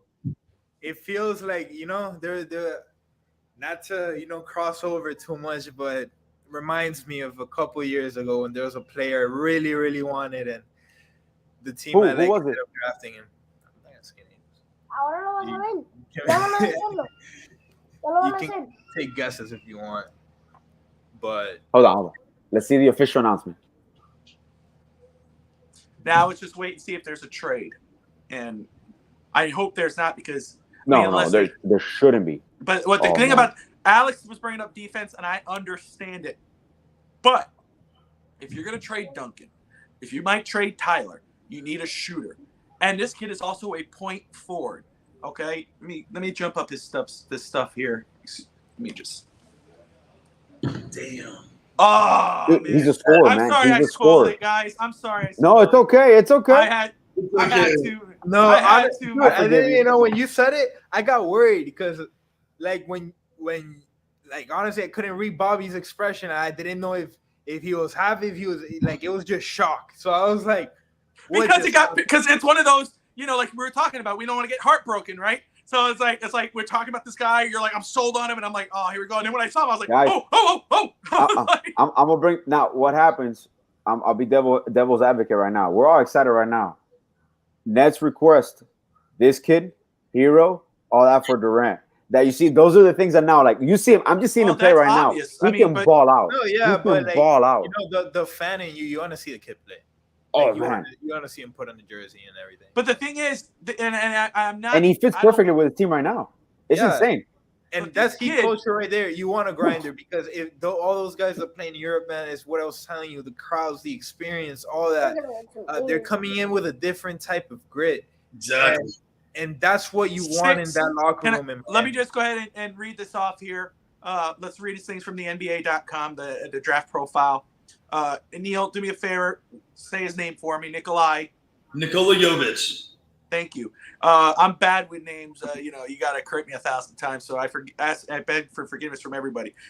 Power forward, point forward, 6'11", 223 pounds, played for Serbia. Skilled, this is prospect overview. Skilled 3-level shot maker with tremendous size for a wing, who has been productive in his first full season playing for the Mega Mozart senior team. He's a talented young shot maker whose ability to score from all over the floor has stood out at times as he's transitioned to the professional level full-time in Serbia. Emerging as a prospect, scoring 16 points and pulling down 8 rebounds at the 2009 Adidas International All-Star Game. Played primarily at the junior level. Let me just read here. Skip this extra stuff. Measured 6'11" in shoes, 7 feet, 0.25 wingspan, 223-pound frame. Needs to get bigger. He has excellent size for a wing. Has continued to grow into his late teens. Able to play above the rim in space. Is nonetheless more skilled and especially explosive. Scoring in bunches some nights with promising footwork, touch, instincts. Was prolific in spurts offensively, showing intriguing potential as a floor spacer, but getting opportunities to handle the ball in the pick and roll and attack matchups from the post and perimeter. His talent was apparent at times when his pull-up was falling. While he has room to get stronger, which we've discussed, more comfortable using his frame against smaller defenders and speedier with the ball to help him create higher percentage shots. His ability to score with a touch from all over the floor and pass on this size is very intriguing. Man, again, and here we go, defense. Holding his own more frequently on the defensive end as the year wore on. Still early in his development on the defensive end, Alex. While he had some solid moments on the ball, he was more locked in off the ball, quick over screens, and more diligent inside some games than others. He flashed some instincts using some size to contest shots, tap rebounds to himself. His ability to do the little things as a team defender is a point of interest, as he will face a steep learning curve as an individual defender. If Miami and that you can develop. 100%. Miami keeps this pick, and they've announced it. The Heat announced it on their website or on their Twitter. If they end up keeping this guy, I love this pick for Miami. Remember, teams are built. This is one thing that Juan, and I'll tell you guys because I know sometimes you go all in to trade one for one championship. Dynasties or generational teams are built like this. You have right now in Jimmy. The problem is we keep on seeing with Jimmy, and we need to win now But Jimmy also understands basketball. That's why he okayed the trade for Goran. You make moves like this, and they're components to your teams that we might not win one now, but in 2 years we are equipped or we're a title favorite because of the pieces that we have developing and in the forefront. So sometimes going all in backfires. Look at Brooklyn with Harden, Kyrie Irving, and now possibly Durant. So, like you said, Bob, you keep this pick. This is just going to continue to put more rotational players with talent. You possibly pick the best player on the board, or possibly the most talented player, top 10 talented player this whole draft, and you got him at 27. So those are the picks that even Nikola Djokovic, he was picked in the second round, 41st overall. Yep. He's a 2-time league MVP. Yep. You never know with these guys and the development curve that they have. And when you have a natural talent, and I remember people looked at Luka, and when Luka was drafted by Atlanta, I was stunned that they traded him to Dallas. And they got Trae Young. I thought Luka was the best player in that draft, and you saw it from a mile away. And when you see a natural scorer like this, you can develop everything else around him, man. Especially with this team. We don't even need his defense right now. You can just score. So it's a natural. And just again, come on in. Full disclosure: if Miami keeps the pick, yes. If Miami keeps the pick, now they announced it. I don't think they. Well, maybe they would have announced it on their Twitter if they were going to keep him. But I mean, maybe they see the potential in this kid. I definitely do, and so I'm excited about this pick for Miami. Do the Heat have They do have a second rounder, don't they? 56, I think. Yeah. No. We got. Remember, it was taken away. The Kyle Lowry, the fine by the NBA. We got penalized.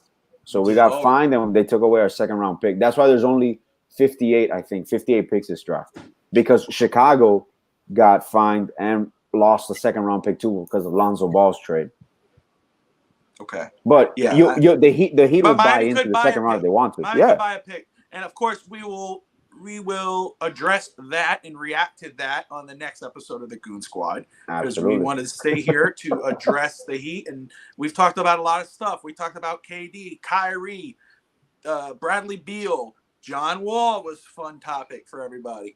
Tyler Hero, there's always a discussion. I know Juan loves Tyler Hero and wants him to stay on the team. We talked about there's so much to talk about. There's so much more to talk about. Even though we got almost 3 hours worth of talk here, there's so much more to talk about. So I'm going to let my dudes over here take a rest. We have stayed till the 27th pick. As of right now, I'm trying to just stick around just a little longer, just see if there's any kind of trade. Ty Washington is going to Houston, and Miami is straight out of Serbia. They are promoting the hell out of this kid right now. So I think we are safe.